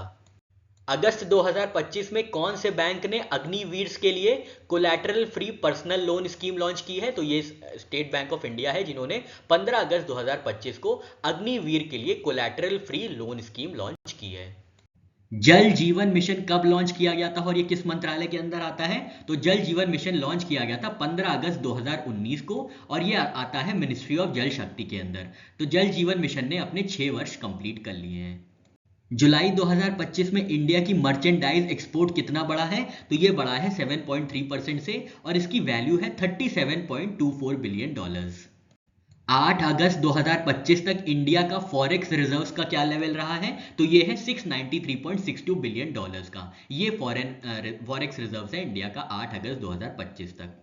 जुलाई 2025 में इंडिया का कितना एक्सपोर्ट बढ़ा है यूनाइटेड स्टेट्स को? तो बढ़ गया है 19.94% से और $8 बिलियन की जो वैल्यू है ये है इंडिया के एक्सपोर्ट की टू यूनाइटेड स्टेट्स। अगस्त 2025 में यूनाइटेड स्टेट्स ऑफ अमेरिका में कितनी नेशनल डेट रिपोर्ट की गई है? तो नेशनल डेट जो रिपोर्ट किया गया है, उधार जो रिपोर्ट किया गया है वो है $37 ट्रिलियन का, जो कि एक रिकॉर्ड माना जा रहा है amid rising government spending. Fiscal year 25 में इंडिया का एनुअल डिफेंस प्रोडक्शन कितना रहा है, जो कि एक रिकॉर्ड हाई है? तो इंडिया का डिफेंस प्रोडक्शन जो रहा है वो 1.51 लाख करोड़ का रहा है। मतलब इंडिया ने defence products worth 1.51 lakh crore produce किए हैं। यूनियन कैबिनेट ने 2025-2026 के लिए प्रधानमंत्री उज्ज्वला योजना के लिए कितना सब्सिडी अमाउंट अप्रूव किया है? तो 300 रुपए का सब्सिडी अमाउंट अप्रूव किया गया है 14.2 kg सिलेंडर के लिए up to 9 refills per year. ये अप्रूव किया गया है। प्रधानमंत्री उज्ज्वला योजना को लॉन्च किया गया था 2016 में और टोटल कनेक्शंस हो गए हैं 10 करोड़। मेरिट स्कीम के लिए टोटल फाइनेंशियल आउटले कितना अप्रूव किया गया है? तो 4,200 करोड़ रुपए का मेरिट स्कीम के लिए टोटल फाइनेंशियल आउटले अप्रूव किया गया है। ये कौन सी स्कीम है? तो ये multi disciplinary education and research improvement in technical education scheme है, जिसको लॉन्च किया गया है 8 अगस्त 2025 को। ये सेंट्रल सेक्टर की स्कीम होगी जिसमें 4200 करोड़ रुपए आवंटित किए गए हैं और 2100 करोड़ रुपए जो है लोन लिया गया है वर्ल्ड बैंक से। इसको इंप्लीमेंट किया जाएगा 2025-2026 से 2029-30 तक। इसमें 275 government and government aided technical institutions को प्रोवाइड किया जाएगा सपोर्ट। मन की बात ने जब से लॉन्च हुआ है कितना रेवेन्यू अर्न किया है? तो लगभग 34 करोड़ रुपए अर्न किया है मन की बात ने, जिसको लॉन्च किया गया था 3 अक्टूबर 2014 को। जुलाई 2025 तक मिशन पोषण 2.0 में कितनी प्रेग्नेंट वुमेन ने रजिस्टर किया है? तो लगभग 72 लाख प्रेग्नेंट वुमेन ने रजिस्टर किया है मिशन पोषण 2.0 में। गवर्नमेंट ई मार्केट प्लेस का 9th फाउंडेशन डे पे क्या थीम रखी गई है? तो थीम रखी गई है ईज, एक्सेस एंड इंक्लूजन। कब? 9th foundation day of government e market place पे। कब इसको मनाया गया था? 9 अगस्त 2025 को 9th फाउंडेशन डे ऑब्जर्व किया गया था। इसको चलाया गया था ministry of commerce and industry द्वारा, ताकि जो पब्लिक प्रोक्यूरमेंट है उसको ट्रांसफॉर्म किया जा सके with transparency and efficiency. Launch किया गया था 9 अगस्त 2016 को। पीएम ई ड्राइव स्कीम का टोटल बजट आउटले कितना है? तो टोटल बजट आउटले है 10,900 करोड़ रुपए। इस स्कीम को जारी किया गया था, लॉन्च किया गया था 29 सितंबर 2024 को और एंड होना था इसको 31 मार्च 2026 को। तो 31 मार्च 2026 को इसको बढ़ा के 31 मार्च 2028 कर दिया गया है। तो पीएम ई ड्राइव स्कीम को 2 साल के लिए बढ़ा दिया गया है। इसका टारगेट क्या है? ई बस, इलेक्ट्रॉनिक व्हीकल्स जितने भी हैं उनके लिए चार्जिंग इंफ्रास्ट्रक्चर प्रोवाइड करना। अगस्त 2025 में इंडिया ने रशिया से कितना ऑयल इंपोर्ट किया है? और जो ऑयल इंपोर्ट किया है ये टोटल क्रूड इंपोर्ट का कितना परसेंटेज है, ये बताइए। तो टोटल ऑयल जो इंपोर्ट किया गया है अगस्त 2025 में रशिया से वो है 2 मिलियन बैरल पर डे का, और टोटल जो परसेंटेज में है वो 38% ऑफ टोटल क्रूड इंपोर्ट किया गया है रशिया से। इसकी पूरी जानकारी दी गई है हमारे लॉन्ग फॉर्म वीडियो में, जिसका लिंक आपको डिस्क्रिप्शन बॉक्स में और कॉमेंट सेक्शन में मिल जाएगा। वहां पे पूरा बताया गया है कि कितना इंपोर्ट किया गया है इंडिया द्वारा और कौन कौन से देशों से किया गया है। डिफेंस रिलेटेड न्यूज यहां पे कवर करेंगे हम लोग अब। 26 अगस्त 2025 को इंडियन नेवी में पहली बार 2 स्टील्थ फ्रिगेट को कमीशन किया गया है। इनका नाम क्या है? इनका नाम है आईएनएस उदयगिरी और आईएनएस हिमगिरी। इन दोनों को कमीशन किया गया है 26 अगस्त 2025 को विशाखापट्टनम में। नाम हमने देखा आईएनएस उदयगिरी, आईएनएस हिमगिरी। ये प्रोजेक्ट 17A के अंदर शिवालिक क्लास के आईएनएस हैं और इनके फीचर्स क्या है? तो ये स्टील्थ फ्रिगेट्स हैं, मल्टी मिशन केपेबिलिटी है और ब्लू वाटर ऑपरेशंस के लिए इनको डिजाइन किया गया है। और ये पहली बार ऐसा होगा कि ये डुअल कमीशनिंग होगी मेजर फ्रंटलाइन वॉरशिप्स की, मतलब 2 शिप्स को पहली बार जो है कमीशन किया गया है इंडिया में। एक्सरसाइज ब्राइट स्टार 2025 कब और कहां पे आयोजित की जाएगी?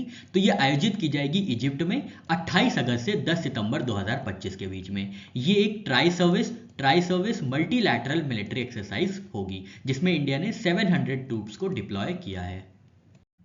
अगस्त 2025 में इंडियन आर्मी द्वारा लॉन्च किए गए नए semi automatic mine field marker का क्या नाम है? इसका नाम है mechanical mine field marking equipment mark 2, MMME mark 2 इसका नाम है, जिसको इंडियन आर्मी ने इंडक्ट किया गया है और इसको डेवलप किया गया है भारत अर्थ मूवर्स लिमिटेड द्वारा और research and development establishment DRDO द्वारा। जुलाई 2025 में सिम्बक्स नेवल एक्सरसाइज का कौन सा एडिशन कंडक्ट किया गया है? तो 32वां संस्करण जो है कंडक्ट किया गया है Singapore India maritime bilateral exercise का 30 जुलाई 2025 को सिंगापुर में। जुलाई 2025 में इंडियन नेवी द्वारा रिसीव की गई प्रोजेक्ट 17A के अंदर तीसरी स्टील्थ फ्रिगेट का क्या नाम है? तो इसका नाम है INS हिमगिरी, जिसको बनाया गया है garden reach ship builders and engineers Kolkata द्वारा। स्लाइनेक्स एक्सरसाइज का 12वां संस्करण कहां पे आयोजित किया गया था? इसको आयोजित किया गया था कोलंबो श्रीलंका में 14 अगस्त से 18 अगस्त 2025 के बीच में। इंडियन नेवी का थर्ड सर्वे वेसल INS इक्शाक किस शिपयार्ड ने बनाया है? तो garden reach and ship builders engineers limited Kolkata ने ये इंडियन नेवी का थर्ड सर्वे वेसल INS इक्शाक बनाया है।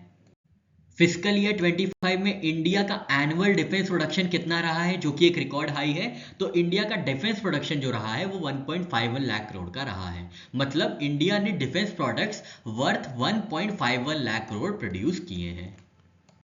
आसाम राइफल्स ने किसके साथ MOU साइन किया है ताकि ड्रोन टेक्नोलॉजी को प्रमोट किया जा सके डिफेंस और सिक्योरिटी में? तो ये किया गया है IIIT मणिपुर द्वारा 18 अगस्त 2025 को, जिसके अंतर्गत ड्रोन टेक्नोलॉजी को प्रमोट किया जाएगा। अगस्त 2025 में इंडिया ने कितने तेजस मार्क 1A जेट्स को अप्रूव किया है परचेज करने के लिए? तो 97 मार्क 1A जेट्स को अप्रूव किया गया है इंडिया द्वारा, जिसकी लागत होगी 62,000 करोड़ रुपए की। तो 97 तेजस मार्क A फाइटर जेट्स खरीदे जाएंगे। इसको डेवलप किया गया है हिंदुस्तान एरोनॉटिक्स लिमिटेड द्वारा। अग्नि 5 मिसाइल की ऑपरेशनल रेंज कितनी है? तो ये 5000 किलोमीटर है। इसको हाल में ही 20 अगस्त 2025 को integrated test range Chandipur Orissa में टेस्ट किया गया है। इसको डेवलप किया गया है DRDO द्वारा। अग्नि मिसाइल की न्यूक्लियर कैपेबिलिटी की बात करें तो ये कैरी कर सकती है 1.5 टन्स ऑफ न्यूक्लियर वॉरहेड। इसमें 3 स्टेज का सॉलिड फ्यूल प्रोपल्शन सिस्टम इस्तेमाल होता है।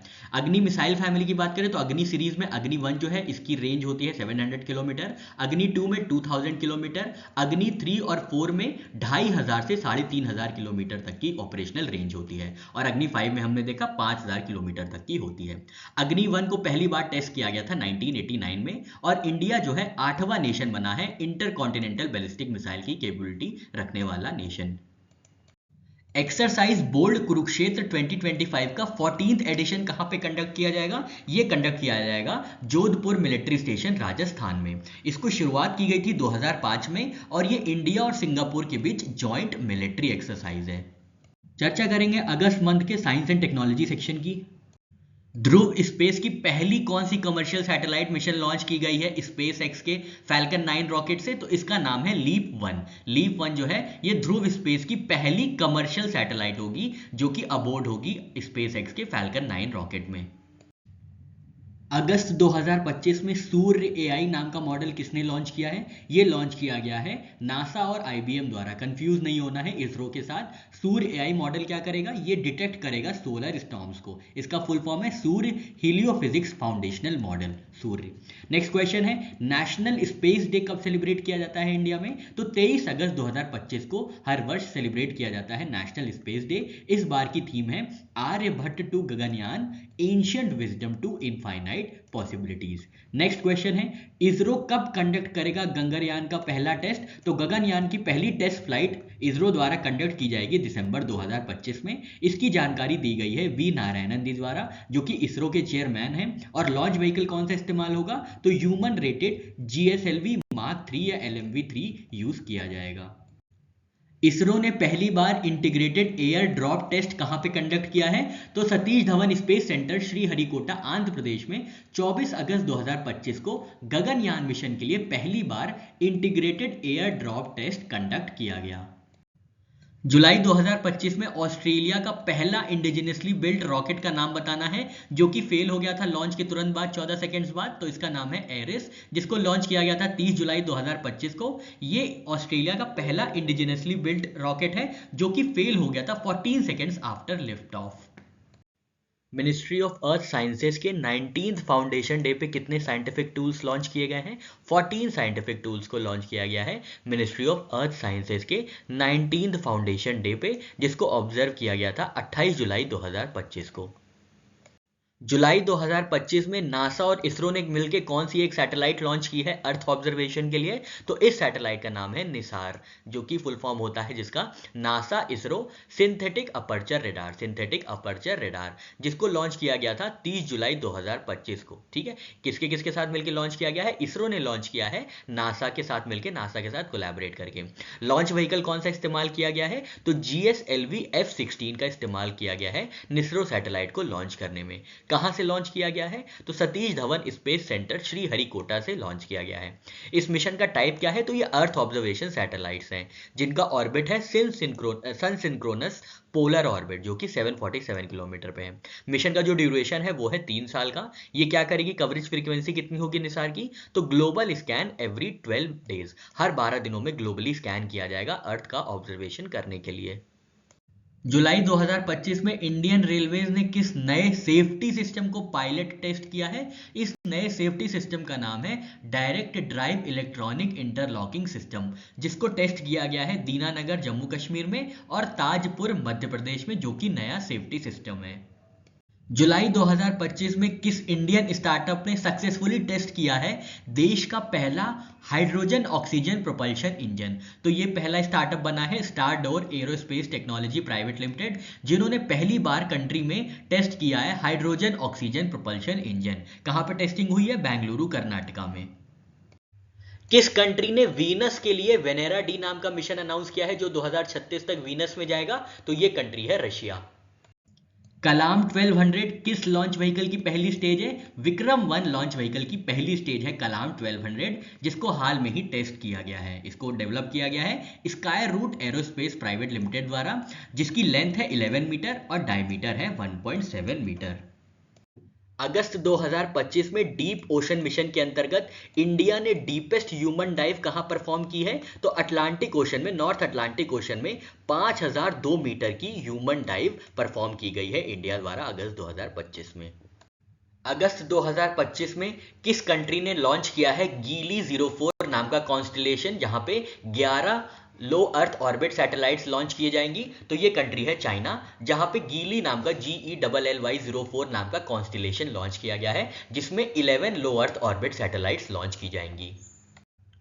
अगस्त 2025 में रीयूजेबल रॉकेट इंजन को डेवलप करने के लिए किन दो बॉडीज ने MOU साइन किया है? तो ये दो बॉडीज हैं इन स्पेस, जो कि department of space central government के अंदर आती हैं, एंड एस्ट्रोफैल एरोस्पेस। तो याद रखना है एस्ट्रोफैल एरोस्पेस प्राइवेट लिमिटेड और Indian national space promotion and authorisation centre ने MOU साइन किया है रीयूजेबल रॉकेट इंजन को डेवलप करने के लिए। भारत के किस इंस्टीट्यूट ने 1 करोड़ रुपए की लाइसेंसिंग अग्रीमेंट साइन की है ताकि इंडिया का पहला silicon photonics based QRNG develop किया जा सके? तो यह है IIT मद्रास, जिन्होंने इंद्रारका क्वांटम टेक्नोलॉजीज के साथ 1 करोड़ रुपए का लाइसेंसिंग अग्रीमेंट साइन किया है। बढ़ते हैं स्पोर्ट्स सेक्शन की तरफ। फाइड वर्ल्ड कप 2025 भारत के कौन से राज्य में आयोजित किया जाएगा? तो ये गोवा राज्य में आयोजित किया जाएगा फाइड या चेस वर्ल्ड कप 2025, जिसको 30 अक्टूबर से 27 नवंबर 2025 तक आयोजित किया जाएगा। इसमें 206 प्लेयर्स पार्टिसिपेट करेंगे 90 प्लस कंट्रीज से। हॉकी एशिया कप 2025 कहां पे आयोजित किया जाएगा और डेट्स क्या हैं? तो ये आयोजित किया जाएगा राजगीर बिहार में 29 अगस्त से 7 सितंबर 2025 के बीच में, और ये जो है 12वां संस्करण होगा हॉकी एशिया कप का।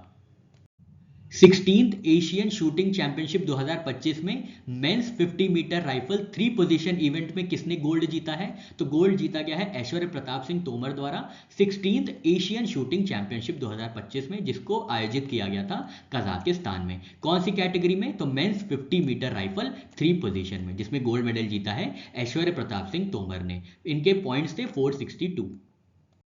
खेलो इंडिया वाटर स्पोर्ट्स फेस्टिवल की मेडल टैली में किस स्टेट ने टॉप किया है? तो मध्य प्रदेश ने 18 मेडल के साथ टॉप किया है, जिसमें 10 गोल्ड, 3 सिल्वर और 5 ब्रोंज हैं। खेलो इंडिया वाटर स्पोर्ट्स फेस्टिवल को खेला गया था 21 अगस्त से 23 अगस्त डल लेक श्रीनगर में, और इसके मैस्कट थे हिमालयन किंगफिशर। सेकेंड प्लेस पे थी ओडिशा, थर्ड प्लेस पे थे केरला। 19वीं वर्ल्ड यूथ आर्चरी चैंपियनशिप 2025 में इंडिया का कौन सा स्थान रहा है मेडल टैली में? तो इंडिया सेकेंड प्लेस पे रही है 19th world youth archery championship में। फर्स्ट रैंक पे थी साउथ कोरिया, सेकेंड रैंक पे थी इंडिया। भारत में किस सिटी को प्रपोज किया गया है कॉमनवेल्थ गेम्स 2030 के होस्ट के लिए? तो ये सिटी है अहमदाबाद, और अहमदाबाद का नरेंद्र मोदी स्टेडियम है जहां पे मेजर गेम्स को प्रपोज किया गया है खेलने के लिए कॉमनवेल्थ गेम्स 2030 में। नेशनल स्पोर्ट्स डे 2025 कब सेलिब्रेट किया जाएगा और किसके सम्मान में? तो ये सेलिब्रेट किया जाएगा 3 दिनों तक, 29, 30 और 31 अगस्त 2025 को ऑब्जर्व किया जाएगा नेशनल स्पोर्ट्स डे। और किसके सम्मान में? तो मेजर ध्यानचंद जी, जो कि लेजेंडरी हॉकी प्लेयर थे इंडिया के, इनके सम्मान में नेशनल स्पोर्ट्स डे 2025 ऑब्जर्व किया जाएगा। ये 2012 से ऑब्जर्व किया जाता है, और फिट इंडिया मूवमेंट भी लॉन्च किया गया था इसी दिन 2019 को। और इस बार की थीम है 1 घंटा खेल के मैदान में। विश्व में पहली बार आयोजित chess e sports world cup 25 के विजेता कौन रहे हैं? तो ये है मैग्नस कार्लसन, जो कि नॉर्वे से आते हैं, जिन्होंने first chess e sports world cup 2025 जीता है, और इसको आयोजित किया गया था रियाद, सऊदी अरेबिया में। इन्होंने ये खिताब फ्रांस के एलरीजा फिरोजा को हरा के जीता है। फोर्थ प्लेस पे इंडिया के अर्जुन एरिगासी रहे हैं। 2025 के कॉमनवेल्थ वेट लिफ्टिंग चैंपियनशिप जिसको आयोजित किया गया था अहमदाबाद में, इसमें गोल्ड किसने जीता है? इसमें गोल्ड जीता गया है मीराबाई चानू जी द्वारा। और ये कौन सी कैटेगरी में जीता है इन्होंने? तो वुमेन्स की 48 kg कैटेगरी में जीता है। गोल्ड जीतने के बाद मीराबाई चानू जी जो है डायरेक्ट क्वालिफाई कर गई हैं 2026 के कॉमनवेल्थ गेम्स के लिए, जिसको आयोजित किया जाएगा ग्लासगो में। अगस्त 2025 में मुंबई क्रिकेट एसोसिएशन ने किस इंडियन क्रिकेटर की स्टैचू को अनवील किया है? तो ये स्टैचू है सुनील गावस्कर जी की, जिनकी स्टैचू को अनवील किया गया है वानखेड़े स्टेडियम मुंबई में 23 अगस्त 2025 को। 2027 में कौन सी कंट्री 8वां कॉमनवेल्थ यूथ गेम्स होस्ट करेगी? तो 8वां कॉमनवेल्थ यूथ गेम्स होस्ट किया जाएगा कंट्री माल्टा द्वारा। माल्टा कंट्री है, ये होस्ट करेगी कॉमनवेल्थ यूथ गेम्स 2027 में। सऊदी अरेबिया की कैपिटल रियाद में आयोजित किए गए पहली बार chess e sports world cup 2025 को किसने जीता है? तो इसको जीता गया है ग्रैंड मास्टर मैग्नस कार्लसन जी द्वारा, जो कि नॉर्वे के खिलाड़ी हैं। इन्होंने ये खिताब रियाद, सऊदी अरेबिया में जीता है। और ये किसको हरा के जीता है? तो ये ग्रैंड मास्टर एली रेजा फिरोजा को हरा के जीता है, जो कि फ्रांस के खिलाड़ी हैं। इंडिया के जो ग्रैंड मास्टर अर्जुन एरिगासी हैं, ये 4th प्लेस पे रहे हैं। 3rd प्लेस पे थे यूएसए के Hikari Nakamura. Belgian grand pre 2025 किसने जीता है? तो इनका नाम है ऑस्कर पियास्त्री, जिन्होंने बेल्जियन ग्रैंड प्री जीता है, और इनकी टीम है मैक्लॉरेन की टीम। इंडियन हॉकी फेडरेशन कब फॉर्म किया गया था? तो इसको 1925 में फॉर्म किया गया था, और 2025 में इसकी 100वीं वर्षगांठ मनाई जा रही है इंडियन हॉकी फेडरेशन की। प्रेसिडेंट होते हैं हॉकी इंडिया के समय दिलीप टर्की, और हेडक्वार्टर्स है नई दिल्ली। यूईएफए का यूरो फुटबॉल विमेंस कप 2025 किसने जीता है? तो ये कंट्री है इंग्लैंड, जिन्होंने स्पेन को हरा के ये खिताब जीता है, और फाइनल खेला गया था 27 जुलाई 2025 को स्विट्जरलैंड में। ये टूर्नामेंट है यूएईएफए विमेंस यूरो 2025, जो कि फुटबॉल टूर्नामेंट है। वर्ल्ड ह्यूमनॉइड रोबोट गेम्स 2025 कहां पे आयोजित किया गया है? ये बीजिंग चाइना में आयोजित किया गया है वर्ल्ड ह्यूमनॉइड रोबोट गेम्स 2025। खेलो इंडिया वाटर स्पोर्ट्स फेस्टिवल 2025 में मैस्कट क्या होगा? ये मैस्कट होगा हिमालयन किंगफिशर का, जिसको लॉन्च किया गया है 14 अगस्त 2025 को, क्योंकि खेलो इंडिया वाटर स्पोर्ट्स फेस्टिवल आयोजित किया जाएगा जम्मू कश्मीर में 21 अगस्त से 23 अगस्त के बीच में। पहली बार होगा कि वाटर स्पोर्ट्स फेस्टिवल ऑर्गेनाइज किया जाएगा अंडर खेलो इंडिया। भारत की अंडर 20 विमेन फुटबॉल टीम ने किस टीम को हरा के, किस देश की टीम को हरा के under 20 women's Asia cup 2026 qualify कर लिया है? तो ये टीम है म्यांमार, जिसको भारत ने हराकर 20 साल बाद क्वालिफाई किया है अंडर 20 विमेन एशियन कप 2026 के लिए, जिसको खेला जाएगा थाईलैंड में अप्रैल 1 से अप्रैल 18 2026 में। इंटरनेशनल वीजलो मैनियाक मेमोरियल 2025 में वुमेन्स जैवलिन में गोल्ड किसने जीता है? तो इंडिया की अन्नू रानी ने विमेंस जैवलिन में गोल्ड जीता है इंटरनेशनल वीजलॉ मैनियाक मेमोरियल में, जिसको आयोजित किया गया था पोलैंड में। अन्नू नारी ने 62.59 मीटर का जैवलिन थ्रो किया था। अगस्त 2025 में इंडिया के 89th चेस ग्रैंड मास्टर कौन बने हैं? तो इनका नाम है एस रोहित कृष्णा, तमिलनाडु से आते हैं। ये इंडिया के 89th चेस ग्रैंड मास्टर बने हैं। एशियन सर्फिंग चैंपियनशिप 2025 कहां पे आयोजित की गई है? तो ये महाबलीपुरम तमिलनाडु में आयोजित की गई है 3 अगस्त से 12 अगस्त 2025 तक। इंडिया पहली बार होस्ट किया है एशियन चैंपियनशिप को, एशियन सर्फिंग चैंपियनशिप को। इसमें 4 कैटेगरीज थी, open main, open women, under 18 boys और अंडर 18 गर्ल्स। इंडिया का पहला मेडल आया था रमेश बुदिहाल द्वारा, जिन्होंने ब्रोंज जीता था ओपन मेंस फाइनल में। ओपन मेंस गोल्ड जीता गया था साउथ कोरिया के कानोआ हाजी द्वारा। मेंस जो ओवरऑल इंडिया की मेंस टीम थी उसको 3rd पोजीशन प्राप्त हुई है after Indonesia and south Korea. Women's team overall rank की बात करें तो इंडिया की विमेंस टीम ओवरऑल रैंक पे थी 8th के। सबसे पहले पे थी, टॉप पे थी जापान और सेकंड पे थी इंडोनेशिया। अगस्त 2025 में किस इंडियन ओलंपिक हॉकी मेडलिस्ट का निधन हुआ है? तो डॉक्टर वीसी पायस हैं, जिनका निधन हुआ है 80 वर्ष की उम्र में कोलकाता वेस्ट बंगाल में। ये फॉर्मर इंडियन हॉकी प्लेयर हैं और ये मेडलिस्ट भी रहे हैं। ये फादर साहब हैं लिएंडर पेस के, जो कि टेनिस प्लेयर हैं। अगस्त 2025 में women single class para table tennis में कौन वर्ल्ड नंबर 1 बना है? तो भाविना पटेल है इंडिया की। ये पहली रैंक पे आ गई है वर्ल्ड पैरा इवेंट्स के और वर्ल्ड नंबर 1 बन गई हैं। इन्होंने ये खिताब यूएसए में जीता था विमेन सिंगल क्लास 4-5 जीत के।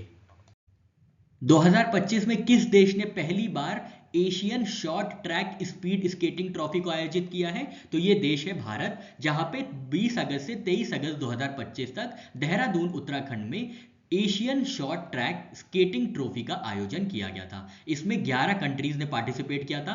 पहले नंबर पे थी थाईलैंड, सेकंड पे थी इंडिया और थर्ड पे थी जापान।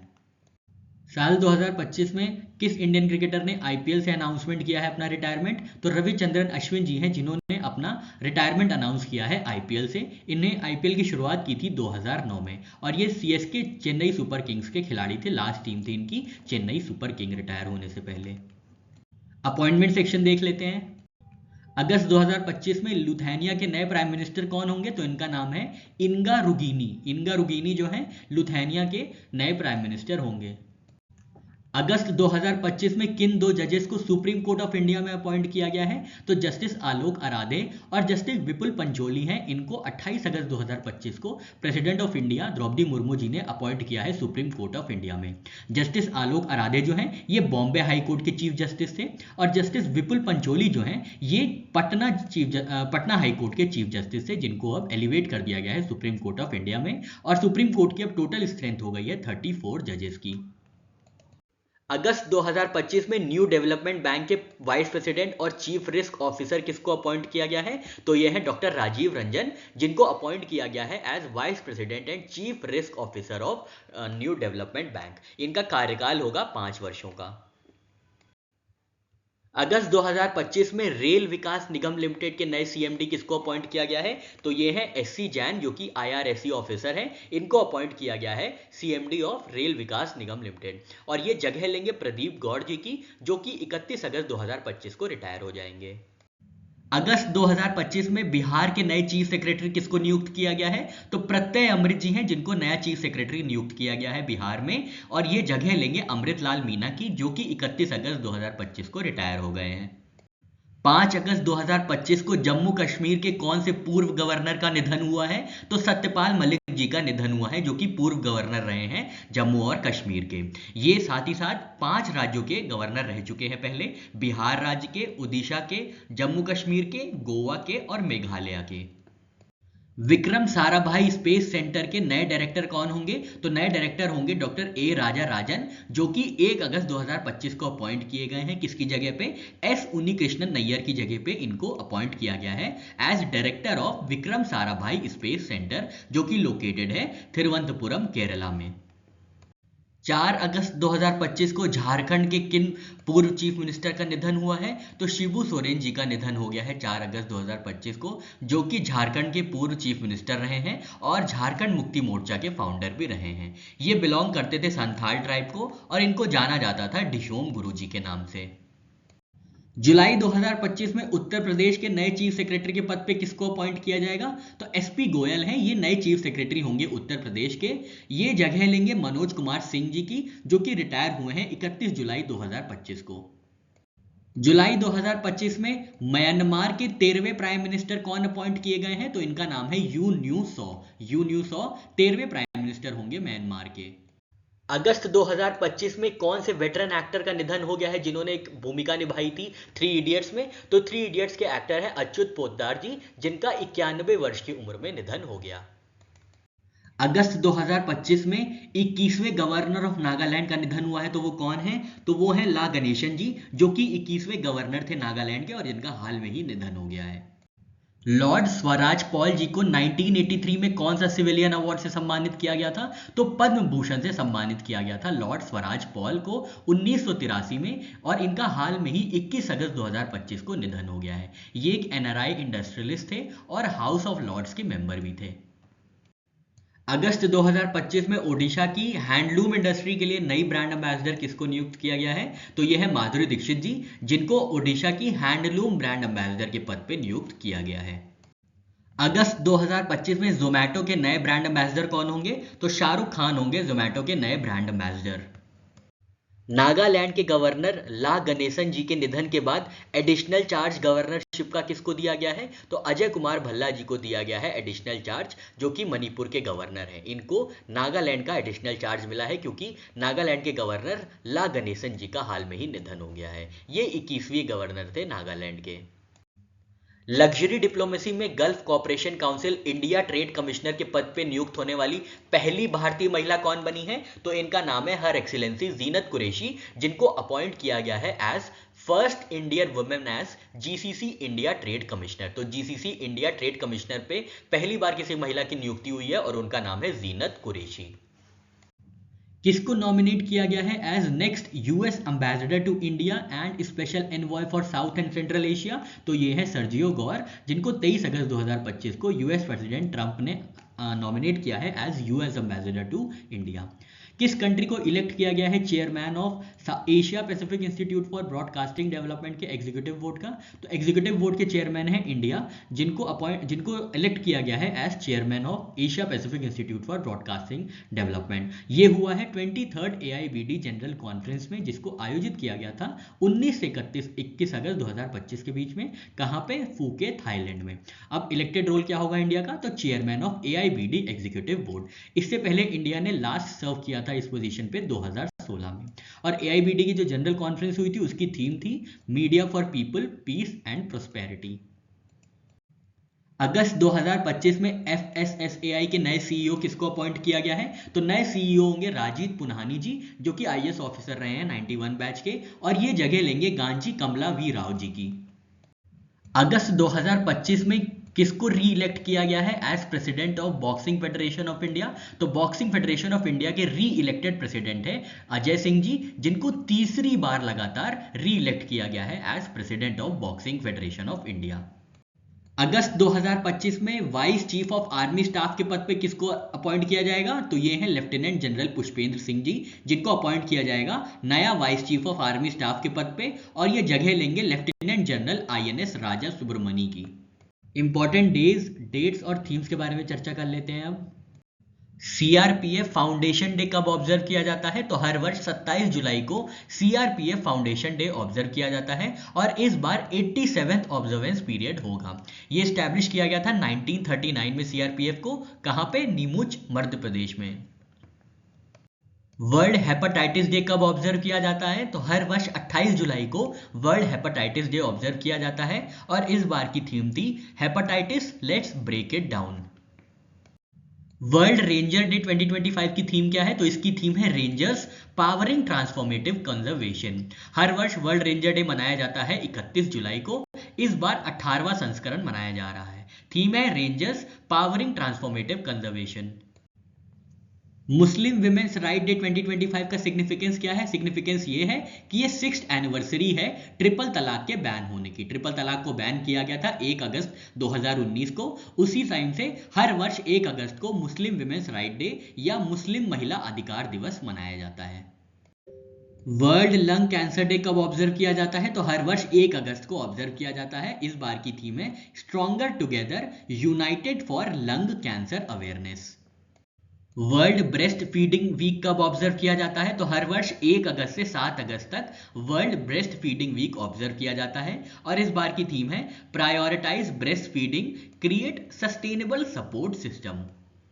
वर्ल्ड वाइड डे किस दिन ऑब्जर्व किया जाता है? तो हर वर्ष 1 अगस्त को ऑब्जर्व किया जाता है वर्ल्ड वाइड वेब या WWW डे। इसकी थीम है empowering the future, building an inclusive, safe and open web. Bharat में नेशनल हैंडलूम डे कब ऑब्जर्व किया जाता है? तो हर वर्ष 7 अगस्त को नेशनल हैंडलूम डे ऑब्जर्व किया जाता है। इस बार 11वां संस्करण होगा और जिसकी थीम होगी weaving innovation into tradition. Bharat में नेशनल जैवलिन डे कब ऑब्जर्व किया जाता है? तो हर वर्ष 7 अगस्त को नेशनल जैवलिन डे ऑब्जर्व किया जाता है क्योंकि इसी दिन 2021 को टोक्यो ओलंपिक्स 2020 में नीरज चोपड़ा जी ने गोल्ड मेडल जीता था। उस दिन से आज तक नेशनल जैवलिन डे मनाया जा रहा है और इस बार 4था संस्करण होगा नेशनल जैवलिन डे का। नागासाकी डे कब ऑब्जर्व किया जाता है? तो हर वर्ष 9 अगस्त को नागासाकी डे ऑब्जर्व किया जाता है। इस बार 80th एनिवर्सरी होगी नागासाकी डे की। वर्ल्ड संस्कृत डे 2025 कब ऑब्जर्व किया गया था? तो 9 अगस्त 2025 को हर वर्ष वर्ल्ड संस्कृत डे ऑब्जर्व किया जाता है। International day of world's indigenous people 2025 की थीम क्या है? इसकी थीम है indigenous peoples and artificial intelligence, defending rights and shaping features. इसको हर वर्ष ऑब्जर्व किया जाता है 9 अगस्त को। इसको वर्ल्ड ट्राइबल डे नाम से भी जाना जाता है। वर्ल्ड लायन डे कब ऑब्जर्व किया जाता है हर वर्ष? तो 10 अगस्त को हर वर्ष वर्ल्ड लायन डे ऑब्जर्व किया जाता है। वर्ल्ड बायोफ्यूल डे कब ऑब्जर्व किया जाता है? तो ये भी 10 अगस्त को ऑब्जर्व किया जाता है। और वर्ल्ड स्टील पैन डे कब ऑब्जर्व किया जाता है? तो ये 11 अगस्त को किया जाता है और इस बार इसकी जो थीम है वर्ल्ड स्टील पैन डे की वो है from roots to resonance, echoing across generations and nations. Elephant day 2025 की थीम क्या है? तो इसकी थीम है bring the world together to help elephants और एलिफेंट डे हर वर्ष मनाया जाता है 12 अगस्त को। फिर बताइए इंटरनेशनल यूथ डे कब ऑब्जर्व किया जाता है? तो इंटरनेशनल यूथ डे भी ऑब्जर्व किया जाता है 12 अगस्त को और इस बार के इंटरनेशनल यूथ डे की थीम है local youth actions for sustainable development goals and beyond. India में पार्टीशन हॉरर्स रिमेम्बरेंस डे कब ऑब्जर्व किया जाता है? तो हर वर्ष 14 अगस्त को ऑब्जर्व किया जाता है पार्टीशन हॉरर्स रिमेम्बरेंस डे। इसको पहली बार ऑब्जर्व किया गया था 14 अगस्त 2021 में। भूतपूर्व प्रधानमंत्री अटल बिहारी वाजपेयी जी की 7th डेथ एनिवर्सरी कब ऑब्जर्व की गई थी? तो 7वीं पुण्यतिथि अटल बिहारी वाजपेयी जी की ऑब्जर्व की गई थी 16 अगस्त 2025 को। वर्ल्ड ह्यूमैनिटेरियन डे कब ऑब्जर्व किया जाता है? तो हर वर्ष 19 अगस्त को ऑब्जर्व किया जाता है वर्ल्ड ह्यूमैनिटेरियन डे और इस बार की थीम है strengthening global solidarity and empowering local communities. सद्भावना दिवस कब ऑब्जर्व किया जाता है इंडिया में? तो हर वर्ष 20 अगस्त को सद्भावना दिवस ऑब्जर्व किया जाता है और इस दिन राजीव गांधी जी की बर्थ एनिवर्सरी होती है। इसको मार्क करने के लिए सद्भावना दिवस ऑब्जर्व किया जाता है। फिर है कि अक्षय ऊर्जा दिवस कब मनाया जाता है भारत में? तो 20 अगस्त को ही अक्षय ऊर्जा दिवस भी मनाया जाता है। फिर है मॉस्कीटो डे कब मनाया जाता है? तो मॉस्कीटो डे मनाया जाता है 20 अगस्त को। International day of remembrance and tribute to the victims of terrorism 2025 की थीम क्या रही है? तो इस बार की थीम रही है united by hope, collective action for victims of terrorism और इस दिवस को मनाया जाता है हर वर्ष 21 अगस्त को। सीनियर सिटीजन डे 2025 की थीम क्या रही है? तो वर्ल्ड सीनियर सिटीजन डे की थीम रही है empowering elderly voices for an inclusive future. इसको ऑब्जर्व किया जाता है हर वर्ष 21 अगस्त को। International day of commemorating the victims of acts of violence based on religion और बिलीफ कब ऑब्जर्व किया जाता है? तो 22 अगस्त को हर वर्ष ऑब्जर्व किया जाता है। पहली बार इसको 2019 में मनाया गया था। आयुर्वेद डे 2025 की थीम क्या होगी? तो इसकी थीम होगी Ayurveda for people and planet. तो हर वर्ष अब 23 सितंबर को 2025 में ये फिक्स किया गया है कि हर वर्ष 23 सितंबर को आयुर्वेद डे सेलिब्रेट किया जाएगा और इस बार की थीम है Ayurveda for people and planet. इसको हाल में ही अनाउंस किया गया है इसलिए ये इंपॉर्टेंट हो जाता है। इंटरनेशनल डॉग डे कब ऑब्जर्व किया जाता है? तो हर वर्ष 26 अगस्त को इंटरनेशनल डॉग डे ऑब्जर्व किया जाता है। पहली बार 2004 में ऑब्जर्व किया गया था international dog day. United states में विमेन इक्वालिटी डे कब ऑब्जर्व किया जाता है? तो हर वर्ष 26 अगस्त को ऑब्जर्व किया जाता है, क्योंकि इसी दिन 19th अमेंडमेंट के थ्रू विमेन को वोटिंग राइट्स ग्रांट किए गए थे यूएस में। वर्ल्ड लेक डे कब ऑब्जर्व किया जाता है? तो हर वर्ष 27 अगस्त को वर्ल्ड लेक डे ऑब्जर्व किया जाता है। पहली बार इसको मनाया गया था 2024 में। Cessation of the successful the flight of new India नाम की बुक के ऑथर कौन है? तो ऑथर है संजय बारू, जिन्होंने लिखी है secession of the successful the flight of new India. Biography the man who fed India के ऑथर कौन है या लेखक कौन है? तो इसके लेखक हैं प्रियंवदा जयकुमार जी, जिन्होंने किताब लिखी है जिसका नाम है the man who fed India. और ये कमोमोरेट करने के लिए किसको लिखी गई है? तो एम.एस. स्वामीनाथन जी को कमोमोरेट करने के लिए ये किताब लिखी गई है प्रियंवदा जयकुमार जी द्वारा। The man who became cinema Dilip Kumar, इस बुक के ऑथर कौन है? तो इस बुक के ऑथर है Ashok Chopra. Why the constitution matters नाम की बुक के ऑथर कौन है? तो former chief justice of India justice D Y. Chandrachud ji author हैं वाई द कॉन्स्टिट्यूशन मैटर्स नाम की बुक के। श्रेष्ठ इंडेक्स का मेन ऑब्जेक्टिव क्या होगा? तो ड्रग रेगुलेटरी सिस्टम को ट्रांसपेरेंट बनाना ही एक ऑब्जेक्टिव होगा श्रेष्ठ इंडेक्स का। तो श्रेष्ठ इंडेक्स को लॉन्च किया गया है जिसका फुल फॉर्म है state health regulatory excellence index. इसको लॉन्च किया गया था हेल्थ सेक्रेटरी पुण्य सलीला श्रीवास्तव जी द्वारा। इसमें 5 थीम्स होंगी जिनमें इंडेक्स को मेजर किया जाएगा। पहली थीम है ह्यूमन रिसोर्स, सेकेंड है इंफ्रास्ट्रक्चर, थर्ड है लाइसेंसिंग एक्टिविटी, फोर्थ है सर्विलेंस एक्टिविटी और फिफ्थ है रिस्पॉन्सिवनेस। नुम्बियो सेफ्टी इंडेक्स मिड 2025 में भारत का कौन सा शहर है जिसको रैंक किया गया है सबसे सुरक्षित शहर? तो ये शहर है मैंगलुरु, जिसकी ग्लोबल रैंक है 49th और स्कोर है 74.3। तो मैंगलुरु को माना गया है सेफेस्ट इन इंडिया। और मोस्ट अनसेफ इन इंडिया है दिल्ली, जिसकी ग्लोबल रैंक है 316। ग्लोबल टॉपर की बात करें तो अबू धाबी जो है दुनिया में सबसे सेफ शहर माना गया है। फॉर्च्यून द्वारा निकाली गई 100 most powerful people in business list में मुकेश अंबानी जी की कौन सी रैंक है? तो मुकेश अंबानी जी की रैंक है 56th, याद रखिएगा। टॉप रैंक की बात करें तो ये गई है जेनसेन हुआंग जी को, जो कि सीईओ और प्रेसिडेंट है एनवीडिया के। भारतीय राज्यों में इलेक्ट्रिक मोबिलिटी को ट्रैक करने के लिए नीति आयोग ने कौन सा एक इंडेक्स जारी किया है अगस्त 2025 में? इस इंडेक्स का नाम है इंडिया इलेक्ट्रिक मोबिलिटी इंडेक्स 2025, जिसको लॉन्च किया गया है नीति आयोग द्वारा। इसमें टोटल स्कोर होता है 100 का। 65 से 99 के बीच जो भी स्कोर्स होते हैं उनको फ्रंट रनर्स कहा जाता है। और इसमें है दिल्ली, महाराष्ट्र, चंडीगढ़। परफॉर्मर्स वो होते हैं जिनका स्कोर होता है 50 से 64 के बीच में, जो कि है कर्नाटका, तमिलनाडु और हरियाणा। और एस्पिरेंट्स वो राज्य हैं जिनका स्कोर है 0 से 49 के बीच में। इसमें है ओडिशा, राजस्थान, उत्तर प्रदेश। अगस्त 2025 में नीति आयोग द्वारा इलेक्ट्रॉनिक व्हीकल्स को लेकर रिपोर्ट आई थी, इसका नाम क्या है? तो इसका नाम है unlocking a $2 billion opportunity electronic vehicles in India. इसको लॉन्च किया गया था 4 अगस्त 2025 को, जहां पे गोल सेट किया गया है कि 30% शेयर जो है वो इलेक्ट्रॉनिक व्हीकल्स का होना चाहिए 2030 तक। हालिया रैंक की बात करें तो इंडिया जो है रैंक करती है 6th in global EV sales. International air transport association द्वारा निकाले गए वर्ल्ड एयरपोर्ट ट्रांसपोर्ट स्टैटिस्टिक्स 2024 के अनुसार इंडिया की कौन सी रैंक है ग्लोबल एविएशन मार्केट में? तो इंडिया है 5th लार्जेस्ट एविएशन मार्केट। ये जारी की गई थी अगस्त 2025 में। टॉप 3 एविएशन मार्केट्स है, पहला है यूएसए, सेकंड है चाइना और थर्ड है यूके। इंडिया में जो टॉप रूट है वो है मुंबई से दिल्ली। ब्रांड फाइनेंस फुटबॉल 50 2025 में किस फुटबॉल क्लब को वर्ल्ड का मोस्ट वैल्यूएबल फुटबॉल क्लब बनाया गया है? तो ये बताया गया है रियल मैड्रिड को। टॉप ब्रांड 2025 ग्लोबल ब्रांड्स की लिस्ट में किस कंपनी ने टॉप किया है? तो ये कंपनी है माइक्रोसॉफ्ट। डिस्कस करेंगे अवार्ड्स एंड ऑनर्स के सेक्शन में। अगस्त 2025 में 43वें लोकमान्य तिलक नेशनल अवार्ड से किसको सम्मानित किया गया है? तो यूनियन मिनिस्टर नितिन गडकरी जी हैं जिनको 43वें 43rd Lokmanya Tilak national award से सम्मानित किया गया है पुणे, महाराष्ट्र में। इंडिपेंडेंस डे 2025 पे कितने टोटल पर्सनल्स को गैलेंट्री और सर्विस मेडल से सम्मानित किया गया है?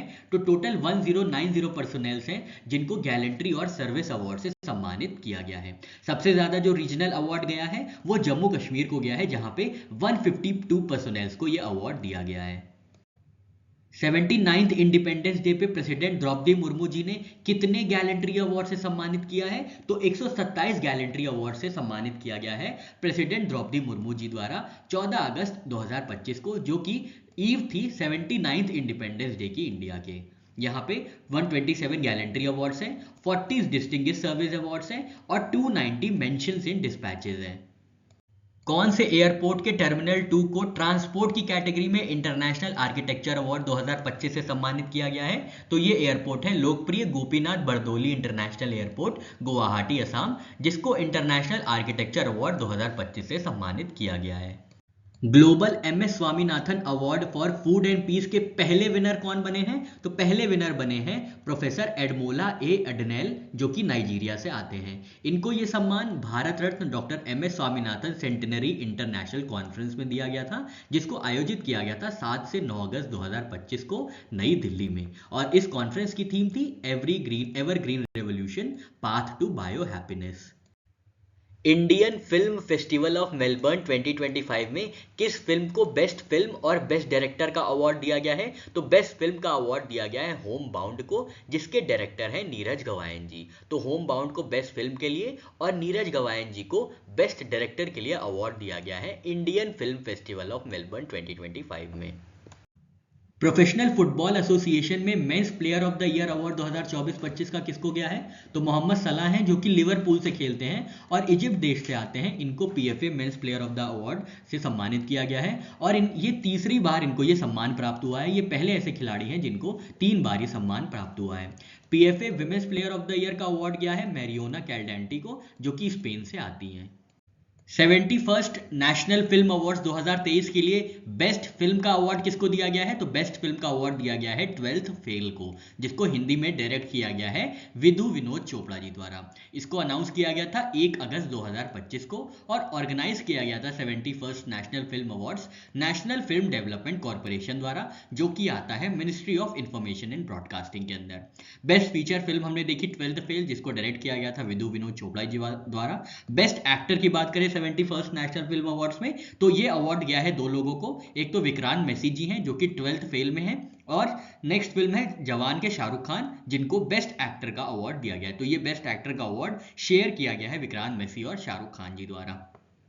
बेस्ट एक्ट्रेस का अवार्ड दिया गया है रानी मुखर्जी जी को मिसेस चैटर्जी वर्सेस नॉर्वे के लिए। बेस्ट नॉन फीचर फिल्म का अवार्ड दिया गया है फ्लावरिंग मैन को, जिसको डायरेक्ट किया गया है सौम्यजीत घोष दस्तीदार द्वारा। बेस्ट पॉपुलर फिल्म का अवार्ड दिया गया है रॉकी और रानी की प्रेम कहानी को, और इसी फिल्म को बेस्ट कोरियोग्राफी का भी अवार्ड दिया गया है। सबसे ज्यादा अवार्ड जो जीते गए हैं वो सैम बहादुर मूवी द्वारा जीते गए हैं, जिसने 3 अवार्ड्स जीते हैं। कौन कौन से? पहला अवार्ड है बेस्ट फिल्म और नेशनल सोशल इन्वायरमेंटल वैल्यूज का, सेकेंड अवार्ड है बेस्ट कॉस्ट्यूम का, और थर्ड अवार्ड है बेस्ट मेकअप का। ये तीनों ही सैम बहादुर को मिला है। बेस्ट डायरेक्टर का अवार्ड दिया गया है सुदीप्तो सेन को फॉर केरला स्टोरी, और बेस्ट सिनेमेटोग्राफी का अवार्ड भी गया है केरला स्टोरी को। मिस यूनिवर्स इंडिया 2025 का खिताब किसने जीता है? तो ये खिताब जीता गया है मनिका विश्वकर्मा जी द्वारा, जो कि गंगानगर राजस्थान से आती हैं। इन्होंने ये खिताब 19 अगस्त 2025 को जयपुर राजस्थान में जीता है। अब ये इंडिया को रिप्रेजेंट करेंगी 74th मिस यूनिवर्स थाईलैंड में। इंडिया पोस्ट ने किस फिल्म की 50th एनिवर्सरी के सेलिब्रेशन में पोस्ट कार्ड निकाला है? तो ये है शोले।